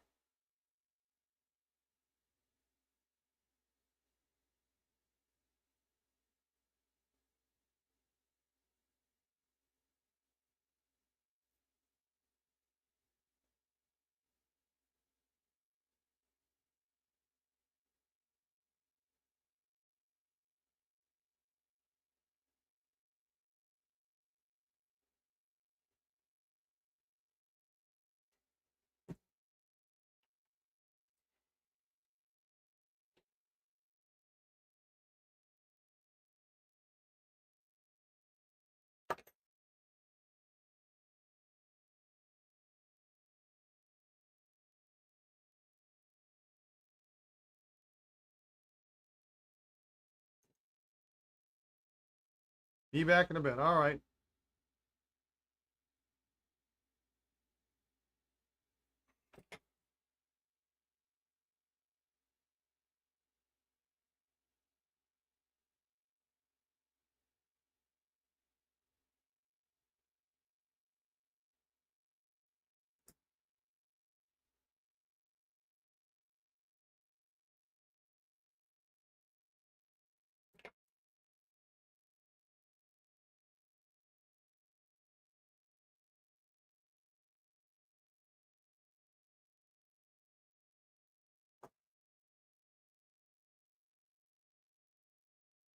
Normally, I don't try to adjust Esterbrook nibs, but this is a 2968, and it really is in pretty, otherwise pretty decent shape.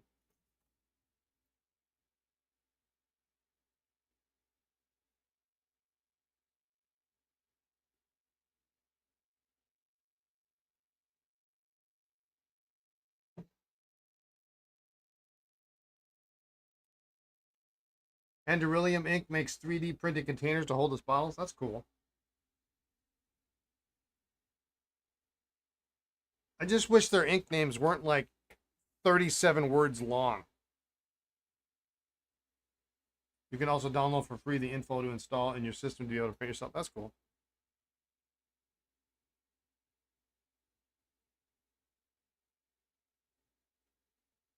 We carried their inks for a while, but man, I mean, those names are something else.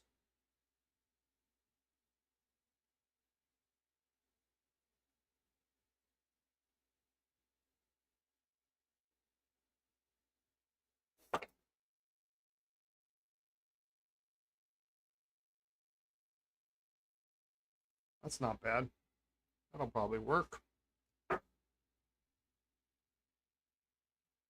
Yeah, where they are? They're out of Miami, I think, right?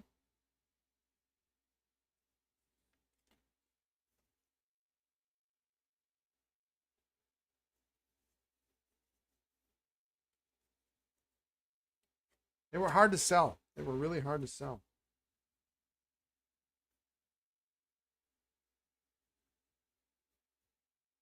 They just didn't gain any traction for us.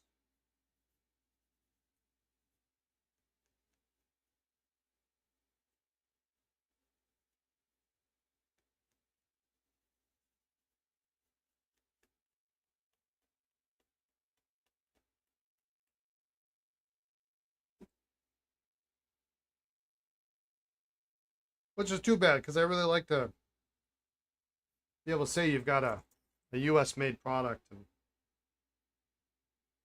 help another small business out, but as much as you try, you do all your ink reviews and stuff, you gotta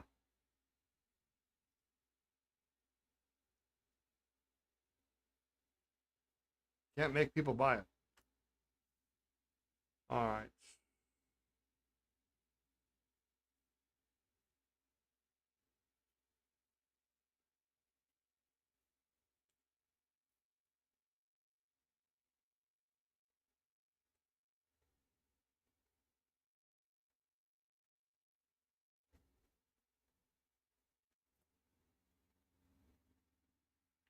Yeah, that's that basis. I accidentally bumped it, and it's basically set.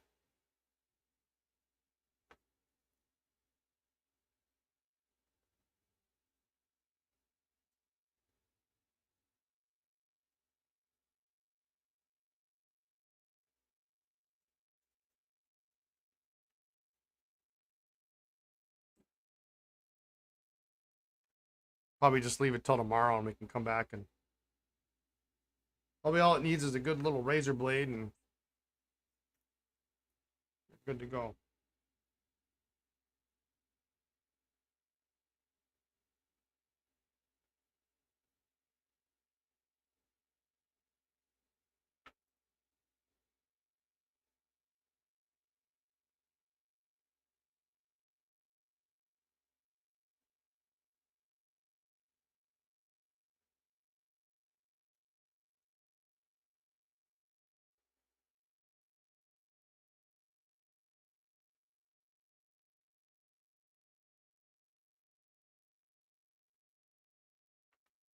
Heat, heat, and more heat. Now watch, these will slide in like nobody's business.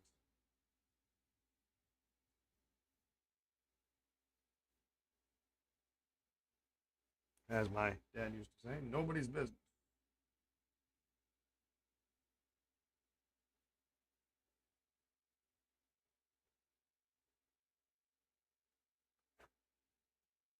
What I probably should do is just kind of chamfer the edge maybe, and that would probably be enough to make it so much easier. Everything was perfect with the delivery. Thanks. Oh, thank you.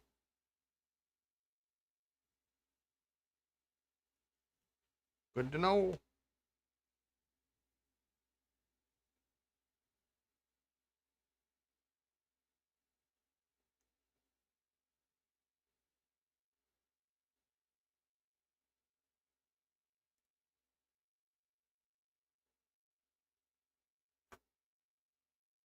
Cat hair is extra. No, I'm just kidding.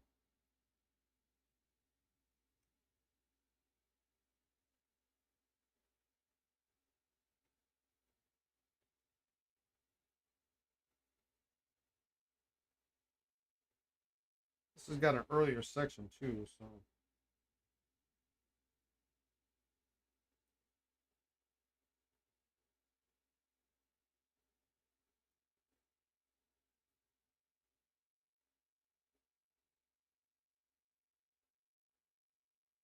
probably should have swapped this nib out with this other one over here. Why don't I do that? That makes more sense.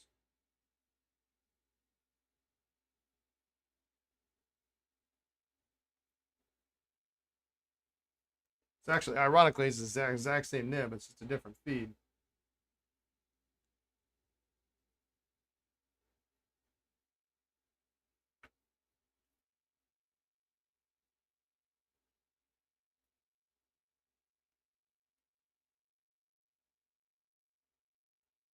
Period. Correct now.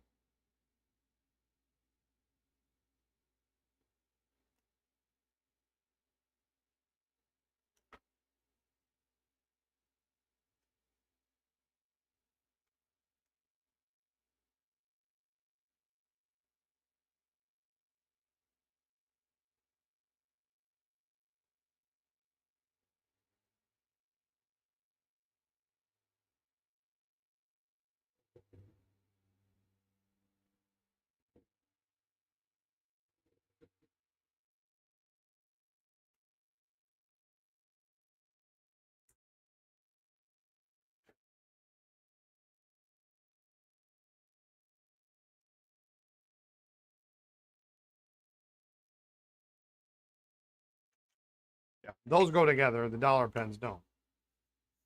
No surprise there.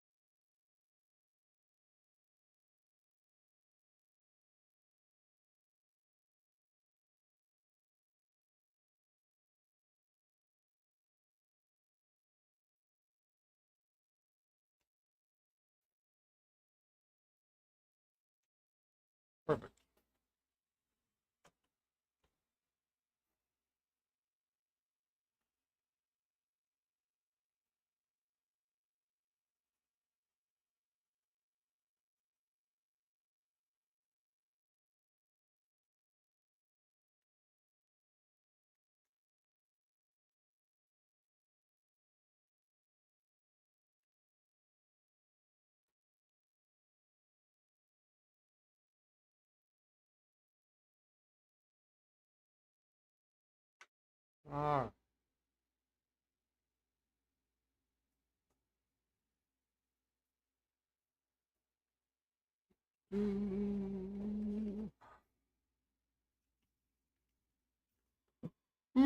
Excuse me.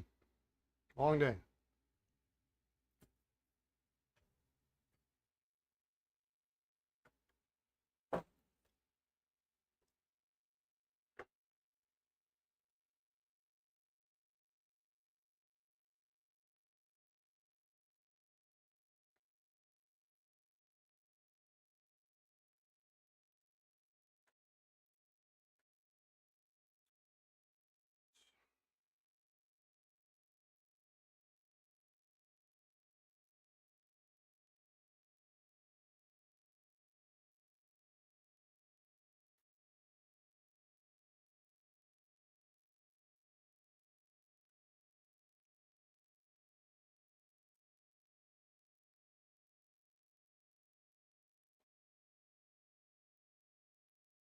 This nib's probably more appropriate. This is more definitely more appropriate on an earlier pen, but um,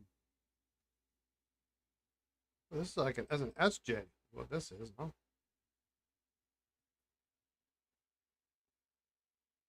Nice, yeah.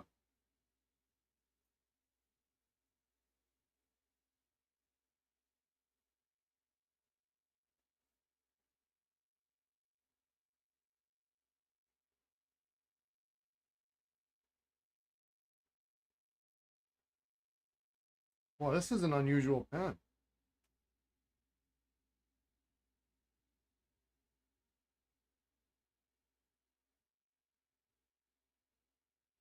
Hmm.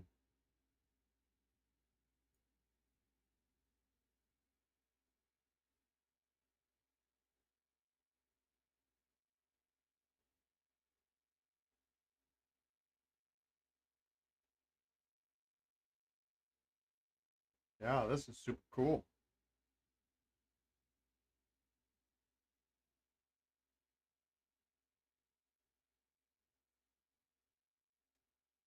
You don't see these very often at all.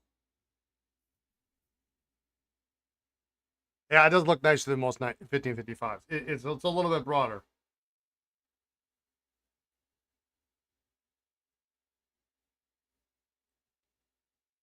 Yeah, this is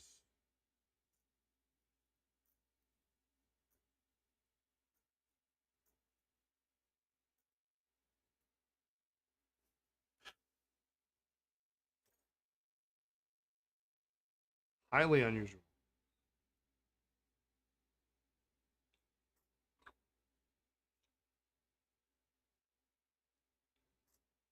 You know, we used to call the 1555 the paper shredder back in the day. Because when they're bad, they're nasty. They'll rip off your page like nobody's business. There I go, I was saying that again. Um,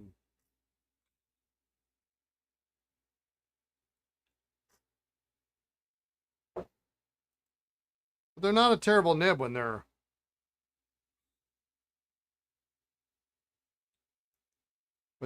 in good condition. Quick question on the podcast: will this remain on YouTube only? No problem either way. Um,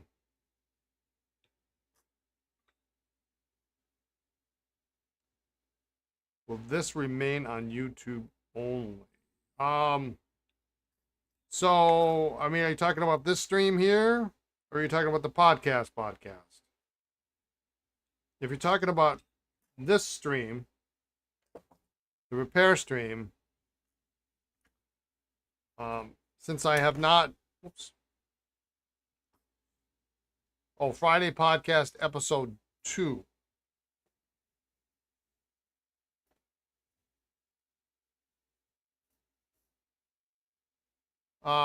Yeah, it'll be YouTube. It'll be YouTube live, and then it will stay up. I'm not 100% certain I understand the question.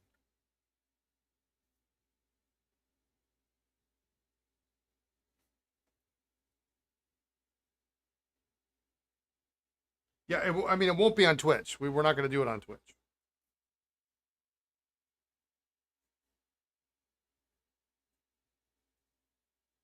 That's what you mean.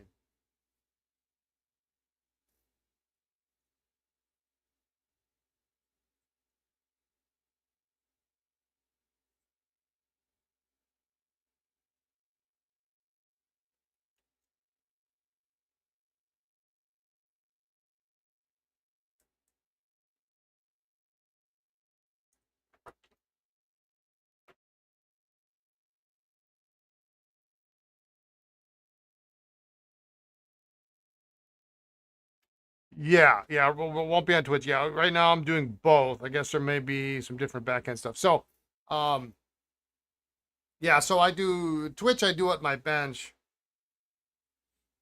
and since Twitch only gives 7 days worth of VODs, I'm just dual streaming on Twitch and YouTube at the same time because we have some people who don't either don't understand how Twitch works or don't have a Twitch account or yeah, no.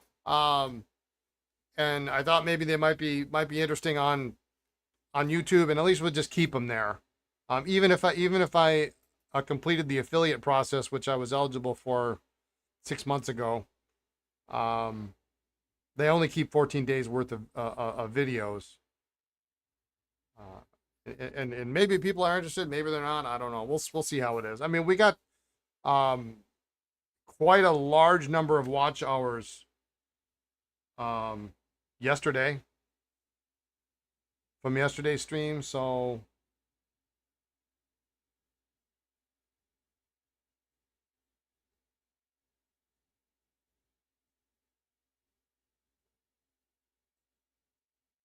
we'll try it this way. I mean, and then if I do it this way, I don't have to do the process where I upload the video separately, and that takes an hour or whatever. So um, this kind of eliminates. I can do two things at once. It's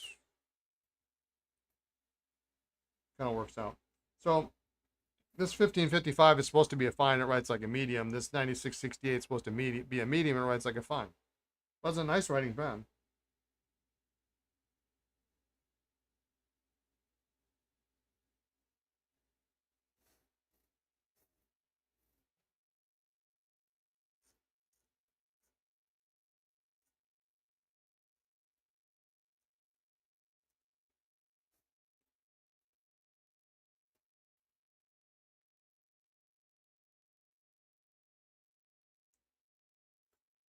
And we have arguably more followers on YouTube than we do on Twitch. So there is that.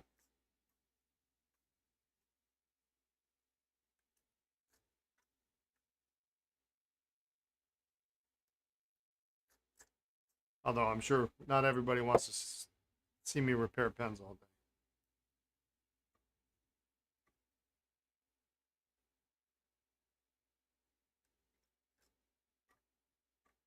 I'm looking forward to Fridays though. This Friday especially is going to be awesome.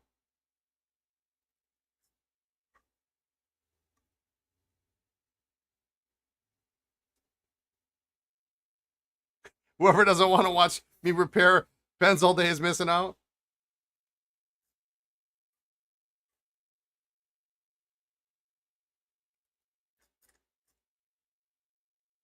They're missing out on something, all right. I may not be the best repairman in the world, but I can repair I can repair pens.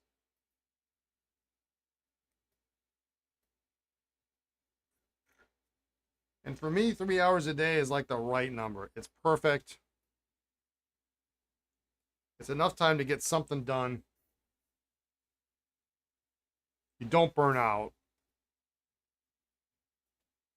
I mean, I used to have days where I would do, I'd get into the store and I'd do like a week. And I'd get in, say good morning to Dave, pull orders if we need to pull orders, and then let him handle the shipping. And then I repair pens for like 8 hours. Next day comes, Tuesday, get in, say hello to Dave, help him pull orders if he needs to, repair pens for another 8 hours. And I would do that for like 3, 4, 5 days in a row. And then the next week I'd be like, I don't want to touch another pen ever. And then it would be like 3 weeks before I touch another pen.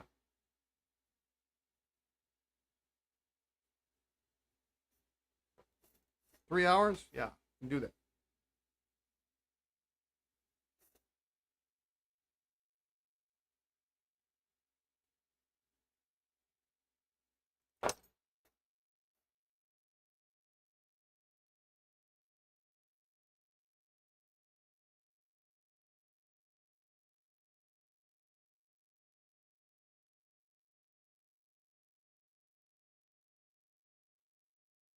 Nice nib.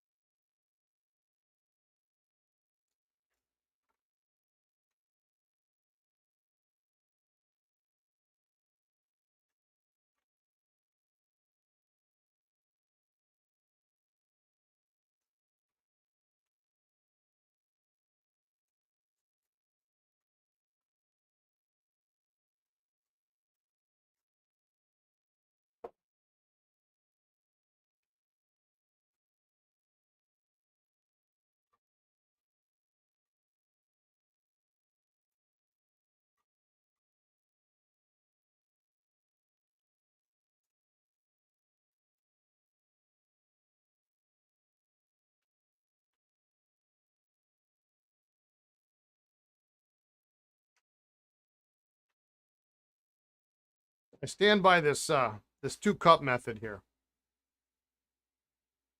You would think that after I flush out this flush pens out into this, it wouldn't be effective, but it's incredibly effective. You do it multiple times, and this is about as dirty as this water is going to get if I do it right.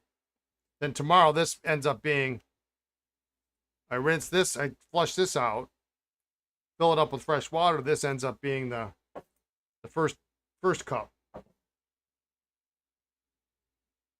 you've got a lot of pens to clean, it's really effective.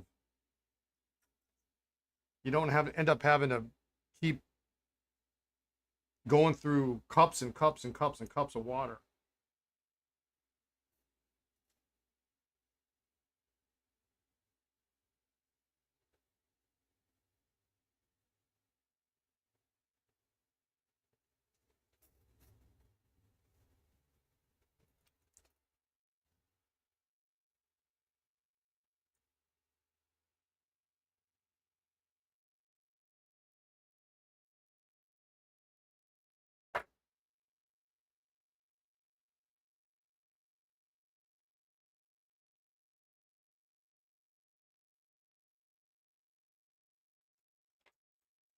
This one's not as good.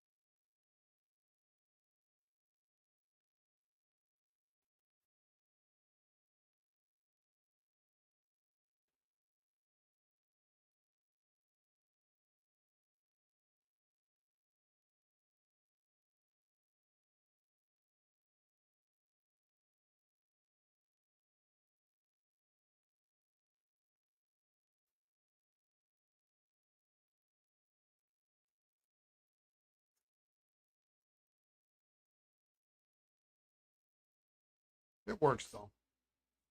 That's the problem. You don't have some of these nibs. They're just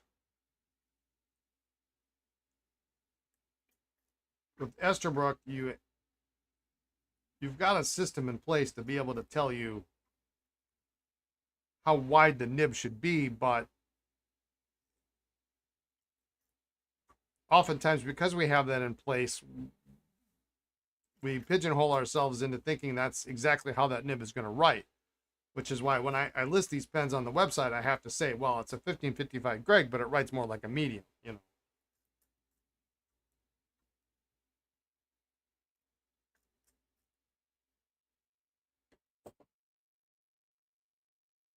If you didn't do that, otherwise every 1555 Greg nib would be, you would assume, would be a fine.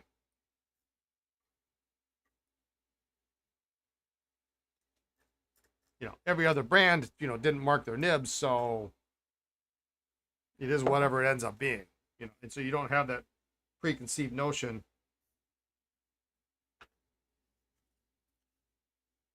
of what it's supposed to be.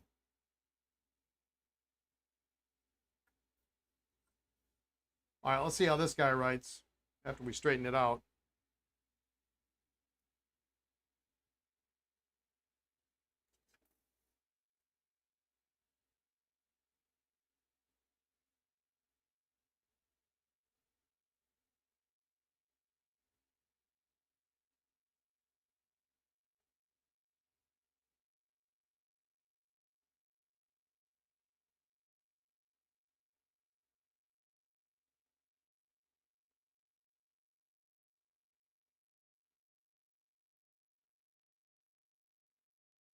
Yeah, this works. That's a nice nib.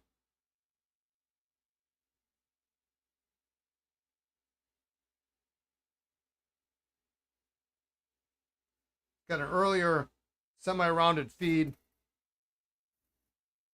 which technically shouldn't be on the pen, but maybe you went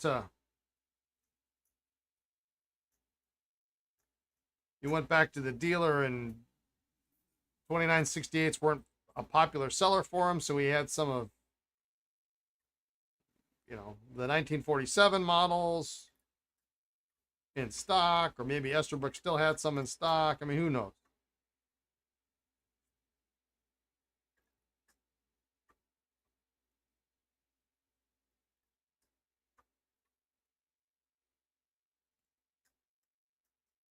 Usually it's the other way around. You see a much later nib in an earlier pen.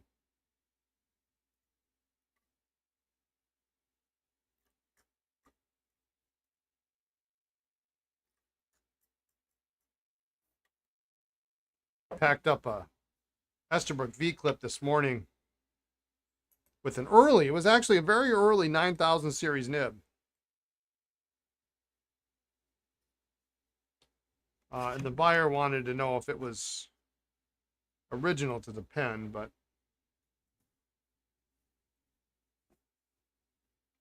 I mean, it's close, but it's still a number of years away.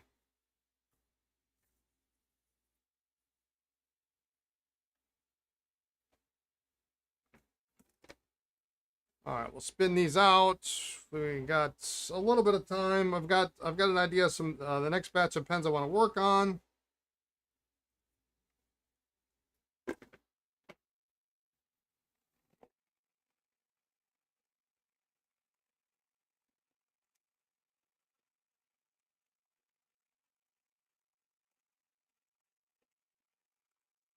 I'm really curious when our pen club meeting comes around next month, how many people have actually gone and made themselves a salad spinner, or gotten a salad spinner and use it for cleaning out pens. That should be fun to see.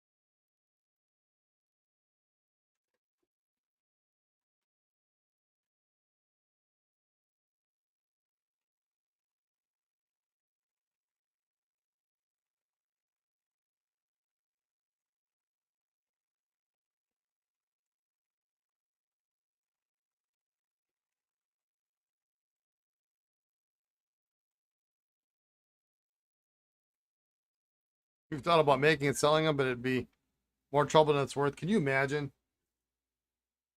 I should carry my own line of pen spinners. I put a sticker of Max on top because it makes me happy. Yeah, I mean, can you imagine? I mean, how big would the box be? Although you could fill the inside of the salad spinner up with, like, a bottle of ink and maybe a vintage pen and some accessories, some cartridges. But your box is huge. If I'm shipping to California or either coast, it'd end up being like a $25 package.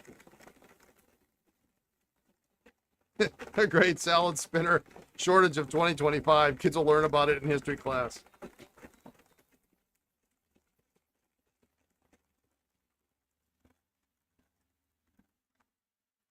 I would not be surprised. And I'm just going to make this prediction right here today, August 20th, Wednesday, 2025. I would not be surprised if one day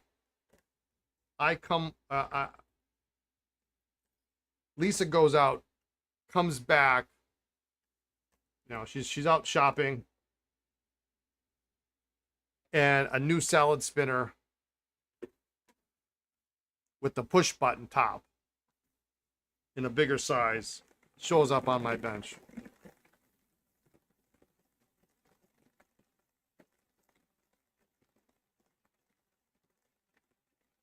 They're finicky to assemble.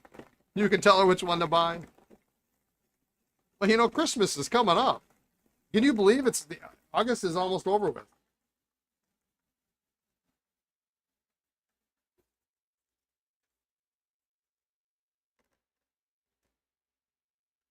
All right.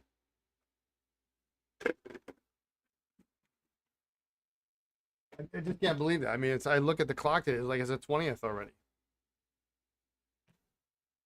You had one growing up with a plunger, like you said? Yeah. We never had a salad spinner in our house. I am pretty sure I never saw my mom eat a salad ever. I'm pretty sure if she did eat salads and she had offered a salad to my dad, my dad would have laughed. These guys are good to go. We're gonna let them, even though they're dried out, just in case there's any little remnants. I'd like it to dry out over the weekend.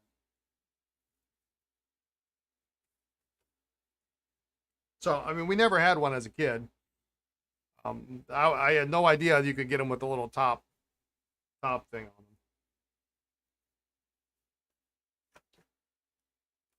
them. All right. What next? I guess I can use a Schaefer trade for this. Oh, well, that's in it. Well, here we go.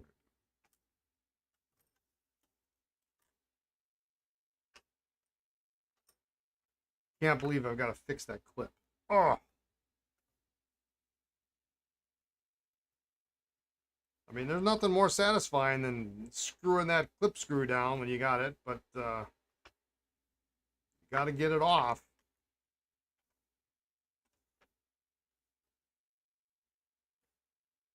Okay. So we probably got time to disassemble a few things.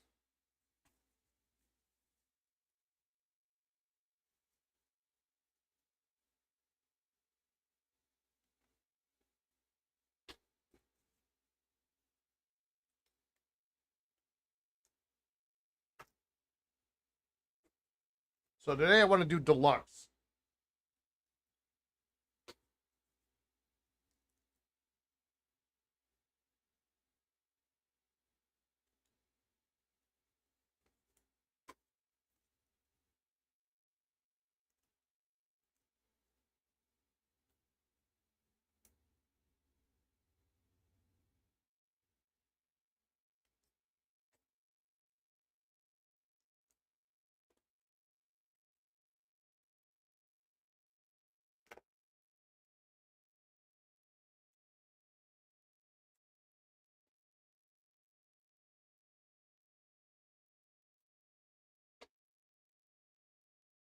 So I'm going to pull these out.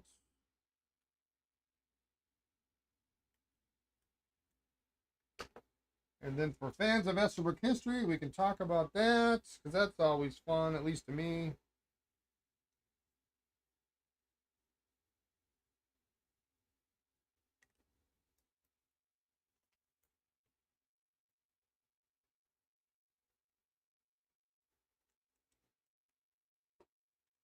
I don't like it when I pull a pen out and I see there are pliers marks on the section.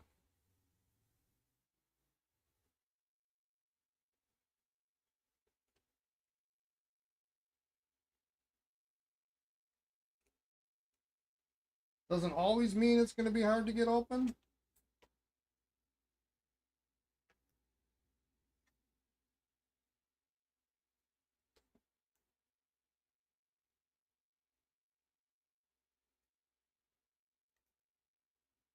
Well, that's a strong indicator.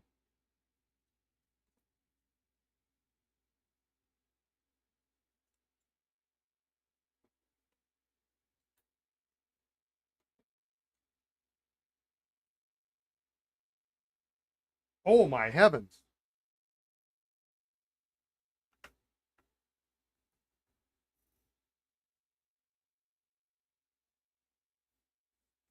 Would be a cool because yeah, tip is to use a torch to smooth the edges of the plastic pen holders. It gives a nice smooth surface. Yeah, you don't want to cut yourself.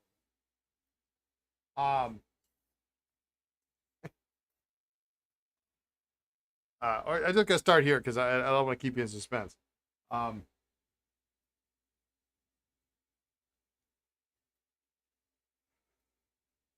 uh, this nib I am absolutely not selling. I'm gonna clean it up. I don't know what I'm gonna put it in. I don't know if I'm ever gonna use it, but I'm pretty sure I don't have this nib. I'm pretty sure I don't have this nib. This is a 9312 metallic. I guess we're gonna do this. And I know Hans loves these.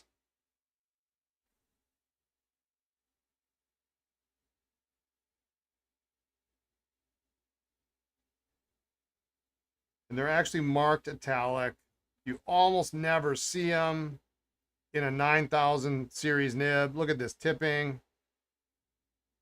I mean, it's really not much in the way of tipping. It's kind of ground down.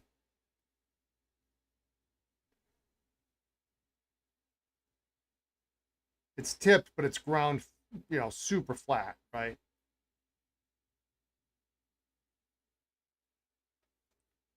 Yeah. All right. Today's little educational moment. Yeah, it is nice. It's nice.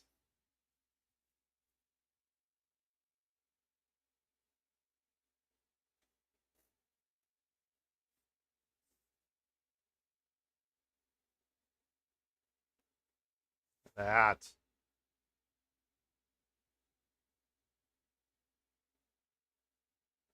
Nice line variation. It's crisp for sure. Put a crazy price on it in a pen just for fun, crazy enough to make you happy if it sells. And I did that with some of the pens that are on the website. Like I put a 9128 in, I don't remember if it was an LJ or I don't remember what it was. And I put it at $95 and somebody bought it. The problem is I'm not certain I actually have an example of this nib. I've got a 2312 nib on my bench somewhere here, but I don't think I have an example of this nib, so I think I want to keep it. I mean, if I had 7 of them, I'd be like, well, okay, I'll sell them.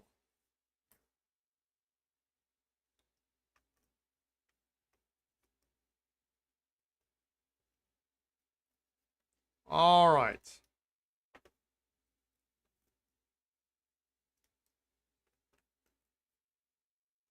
So what we have in front of us today for your viewing pleasure is Esterbrook's attempt at a metal capped pen. Just got in. The yellowy one is neat. Hi, Jason. Yeah, so these pens came out. These are different. Okay, these are different. These progress in age, so we'll get to this. These first 4 Came out in 1949.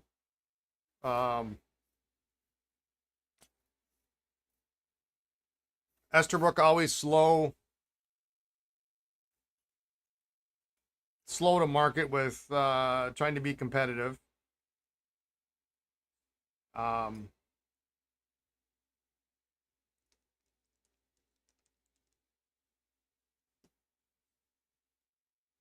Metal cap pens like the 51. I mean,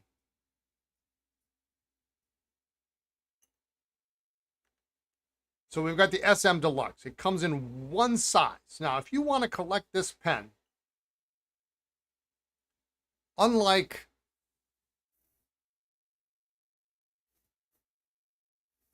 other models, this is a, if you wanted to get a whole set of SM Deluxes, there's a very small number of them.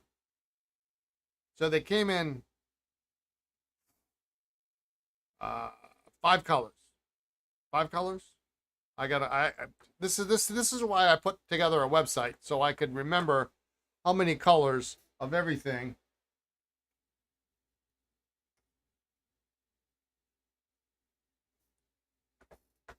there were.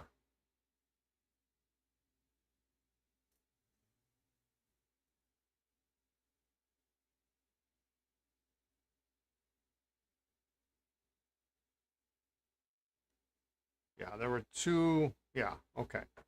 So this is 4 of the 5 colors. If I share my screen here, those are the colors.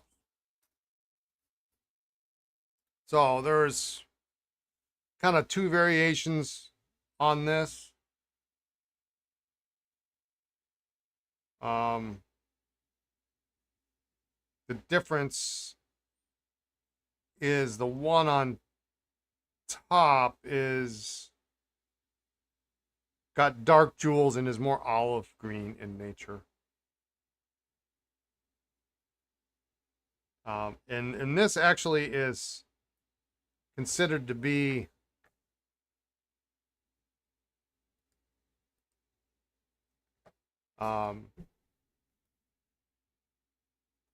hang on just a second. Hold that thought. I got a package I got to pick up at the front door. I'll be right back in 5 minutes. Get yourself a drink, a beverage, whatever. I'll be right back.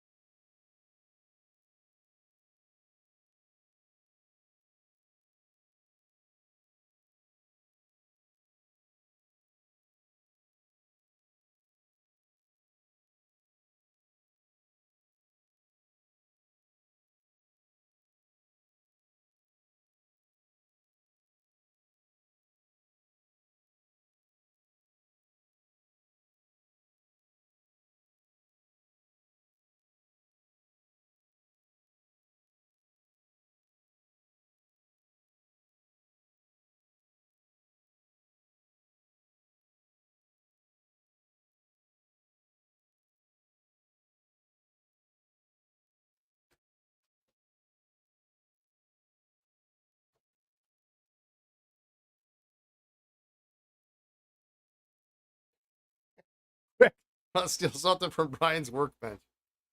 Yeah. Yeah, I kind of got a. Lisa just texted me and she got noticed that we got our Amazon package arrived. I mean, ever since we had a package stolen, I'm like,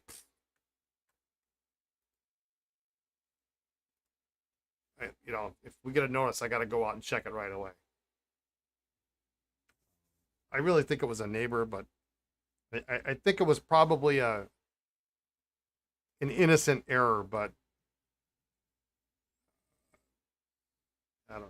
Anyway, so there's your five.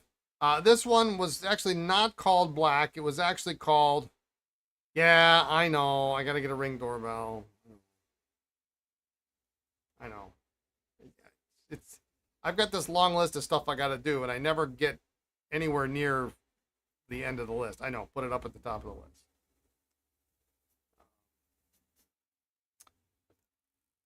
This top one was actually not black. It was called Midnight Blue.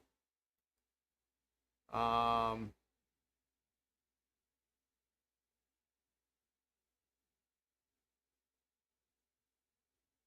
really need to update this information on here. But these are there's only 5 colors. Okay. The first generation are friction fit caps. Notice they've got a little metal ring here. Jewels are usually somewhat matching. And then these they push on. There's a little spring in the cap. Sometimes they work great. When they wear out, they don't work so great. First generation, pretty much spade style lever, friction fit cap. Later, they switched to a screw cap. So this little metal ring on the barrel here changes to metal threads. And your cap obviously is threaded. Those can be found with the spade style lever, but they are also more commonly found with the later spoon style rounded end lever that you find on this pen. So you'll find that lever on the screw caps, but you can also find the other style lever. So if you're counting variants, you're looking at no more than 15. If you want a complete collection of SM Deluxe. In 55, they came out with what's called the LK, which was, in my opinion, a very much a step down from the SM. Only available as a screw cap pen with the spoon style lever. There are how many colors? 1, 2, 3, 4, 5. There are 6 colors. This is emerald green. This is colonial gray. There is a black. There's a lighter green called willow, which if I go back to my website here is this kind of light green. There's a burgundy. There's our emerald that we got here on the bench. This blue that I like quite a lot. Do we have a name for it? Royal Blue, apparently, is the name of the color. And Colonial Gray. So you got 6 colors. If you really want to nail it down, there's only 6 pens to buy. Now, that being said, there's at least 2 different variations of pencils. So there are at least 12 pencil variations. There are also ballpoints available. So a complete set, you're looking at 24 possible pens. Why is it a step down? Well, for one, the material is a little bit softer, and you will see this on almost every single LK Deluxe on the planet. And this is a posting mark, and it's a deep, deep scratch posting mark every single time. We're going to have to micro mesh it off a little bit to see if it's going to get to go. But just the simple act of posting really just chews up the barrel. Those threads in the barrel, just in the cap, just chew this up like nobody's business. The other thing is, let's see if this one's actually pretty good. The top of the cap and the end of the barrel, these tassies here were plated. You can kind of see, zoom in here. You can see how the plating is wearing off the top of the cap. They often flake off. There's nothing you can do about it. You don't want to polish them because you might risk flaking something off and then causing a bigger problem. The cap itself is okay, this part, but it's these tassies on the end, and you can even see the color. There's a little bit of a color difference in them. So they almost all have. Now this one doesn't seem to have posting marks, which is nice, which is really, really nice. But you know, this emerald green is a lovely color. This color here, funny story, true story. This color is called sand. I like this color a lot, and when Lisa and I got married and she moved up into the house here in Wisconsin, we thought maybe, probably more like this, so we'll talk about this too. We thought maybe we would paint the bedroom this sand color because it's kind of pleasing. It's kind of neutral, and we actually I think they scanned the pen. I can't remember how we did it, but we got a sample of it. We put it on the wall. We said absolutely not. That'll be the most disgusting color ever. It works on a pen. It does not work on your wall. So we decided not to put it on. Not to put it on our wall of our house. We went with a similar kind of color. I think it was called biscuit. So a little bit lighter because it ended up being a little bit too dark. A little bit too dark. And you'll notice obviously that there's different colors. Excuse me. On the section from the pen, and I mean, that's just how they are. They're not discolored. These two are always like that.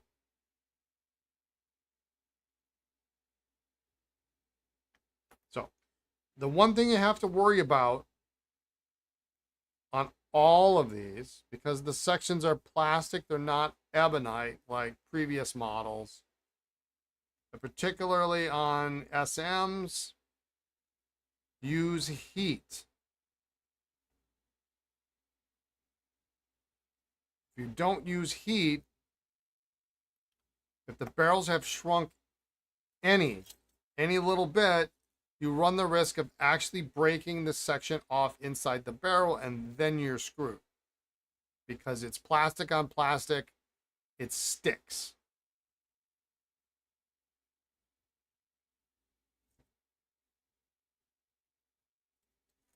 So we're going to use heat. We're going to open these up.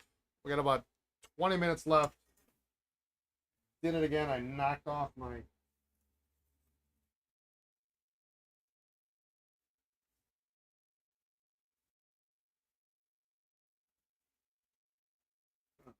So I got this little thing here, and well, once a week I knock it off, and this time it went in the garbage can.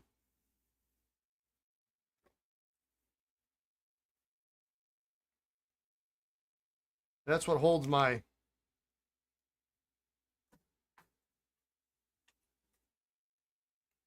heat gun.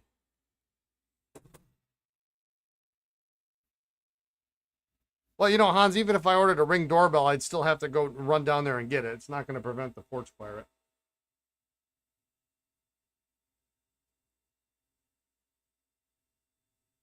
I doubt the local police would do anything if we had a problem. So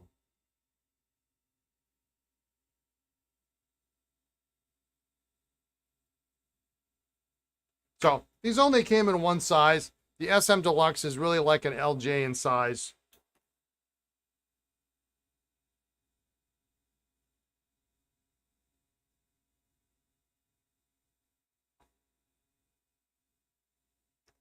That one came out. And you can see it's the same color all the way through.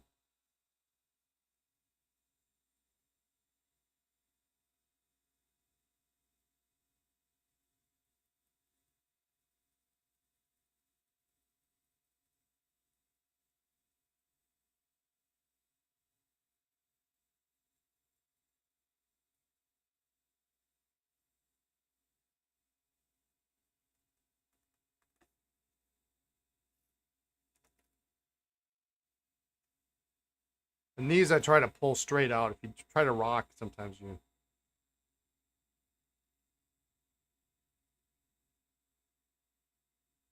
Actually, I'm a little surprised because my Echo normally dings when, or makes a noise when there's an Amazon delivery.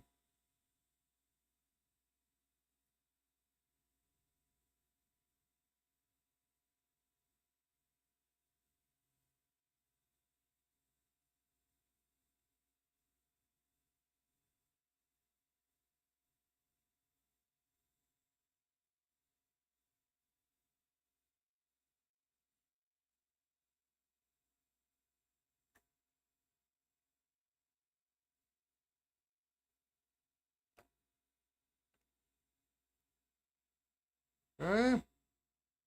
This one's got pliers marks, so we're going to see how bad this is going to be.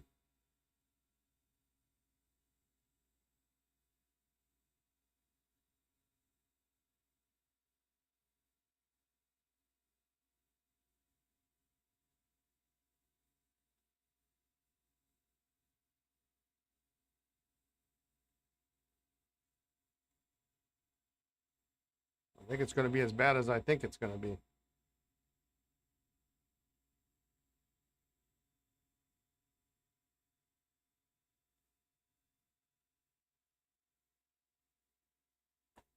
See,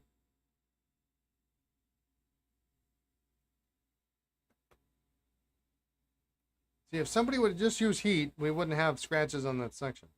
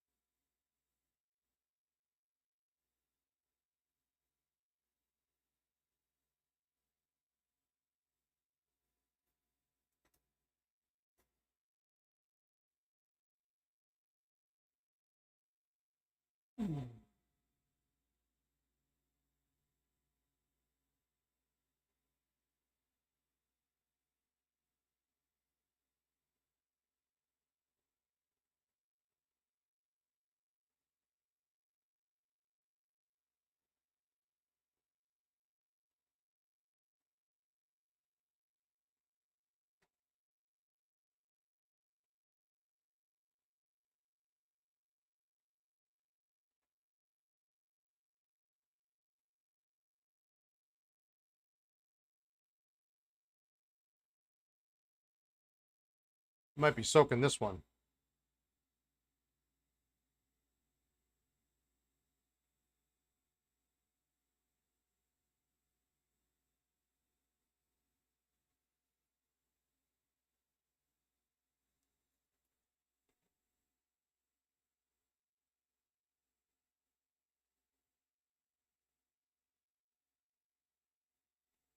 Let's move on to the gray.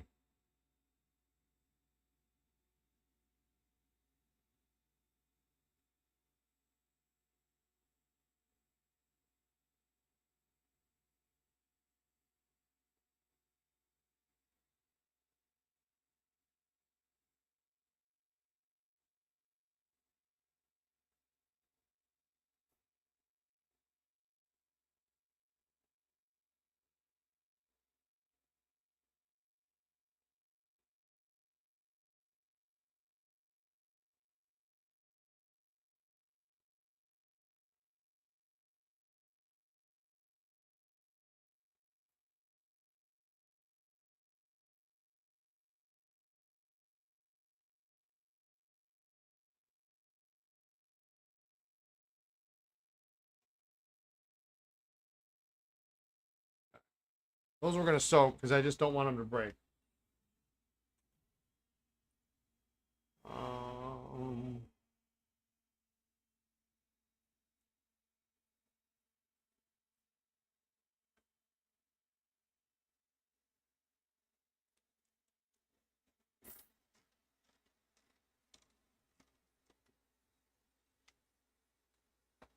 While we're at it, I'm going to take a look at this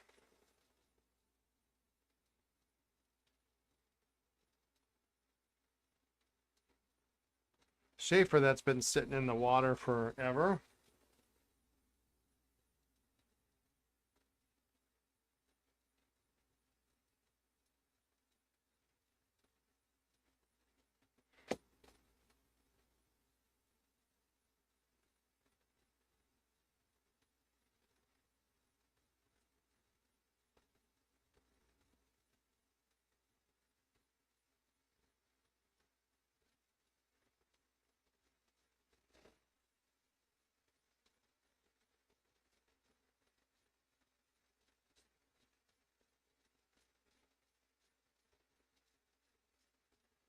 Still doesn't want to open. Back in you go.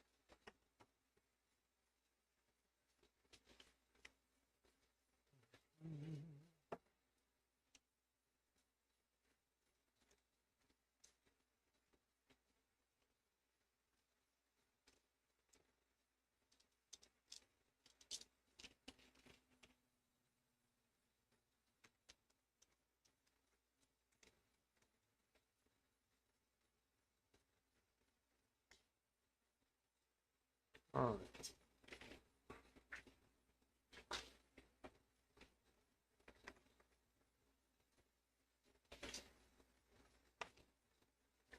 So in these, you do have to be careful. This lip right here is very fragile and can chip.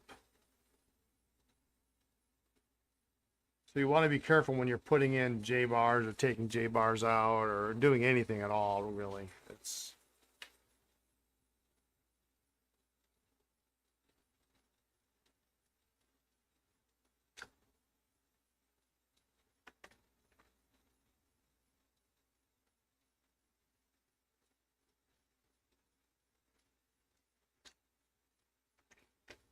the other thing you may not have noticed, you may or may not have noticed, is the lever is the lever is different. It's styled different. There's no ridge up the middle like there is with J series pens, but it's actually more similar to earlier dollar pens, and then it's just kind of a plain lever. Interesting that they went with that kind of treatment.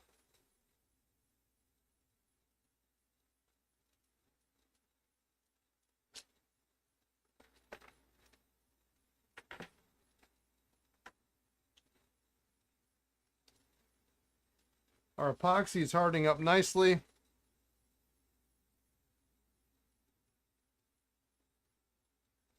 really hope that's straight.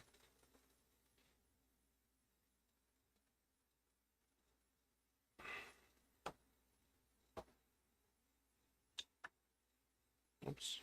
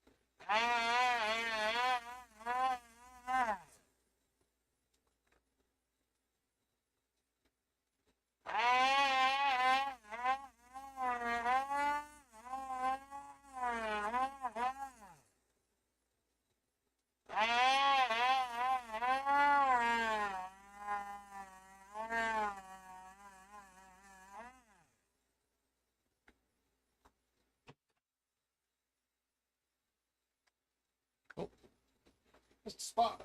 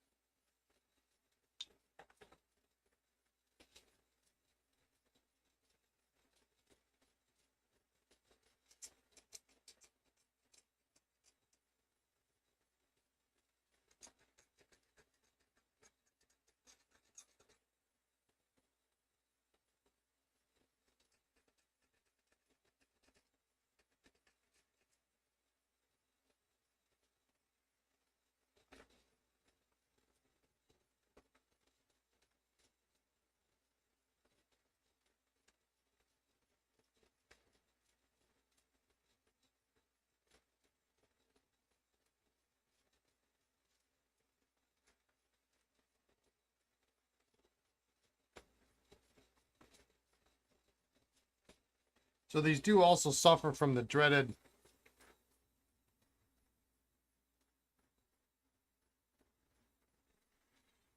lever box spread. You can see right here.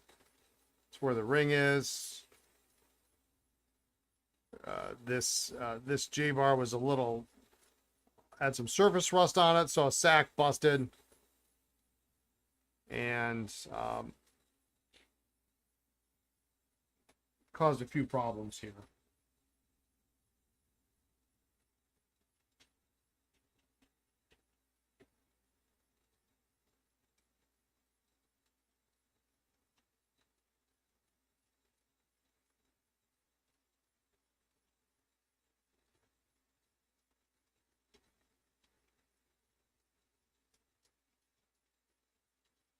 We'll clean the nibs up tomorrow. It's getting close to 5. I got a couple things I got to do tonight, so.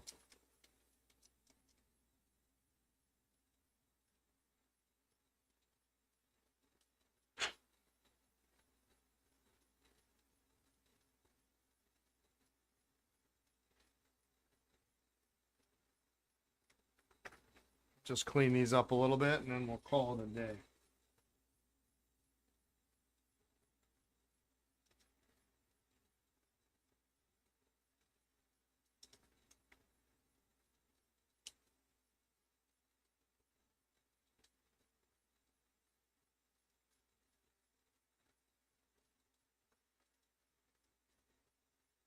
And yes, they do have those eraser spacers inside the barrel, or they should. Because essentially they're an SJ, or an LJ, I'm sorry.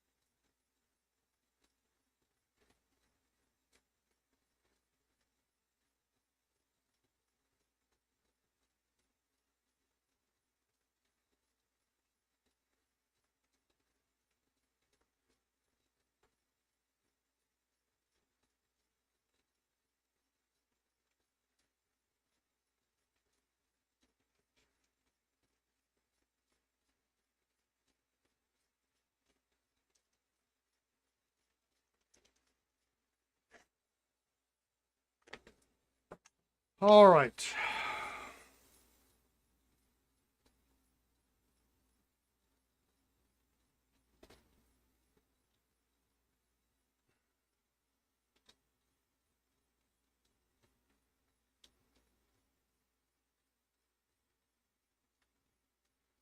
Those soak.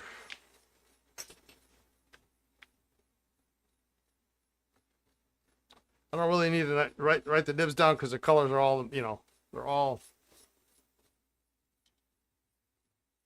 I will say 5 emerald.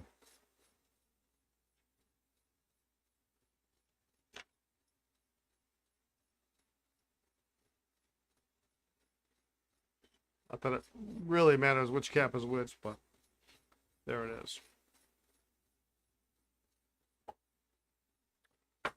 All right. Okay, so tomorrow we'll do the nibs. We'll put the J bars back in. We'll get these all ready.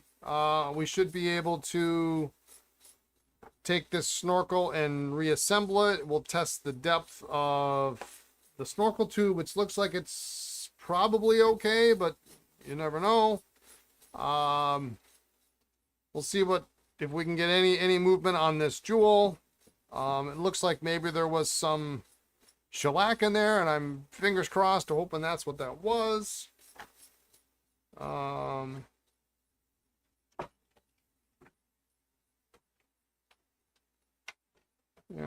think, and then that's it, I guess. Oh, and the desk set. Let us not forget the desk set here. Get ourselves a nice little razor blade and cut that off, and we'll go. We'll finish that off. So, yeah, I hope you have a great night too, Hans. You have a great night. That's it for me. I'm gonna go and see what I can rustle up for dinner before Lisa gets home, and we'll do it again tomorrow. So have a great evening, great afternoon, great morning, wherever you are. Thanks, McFenthusiast. Be kind, be well, and we'll catch you tomorrow. All right, take care. Thanks.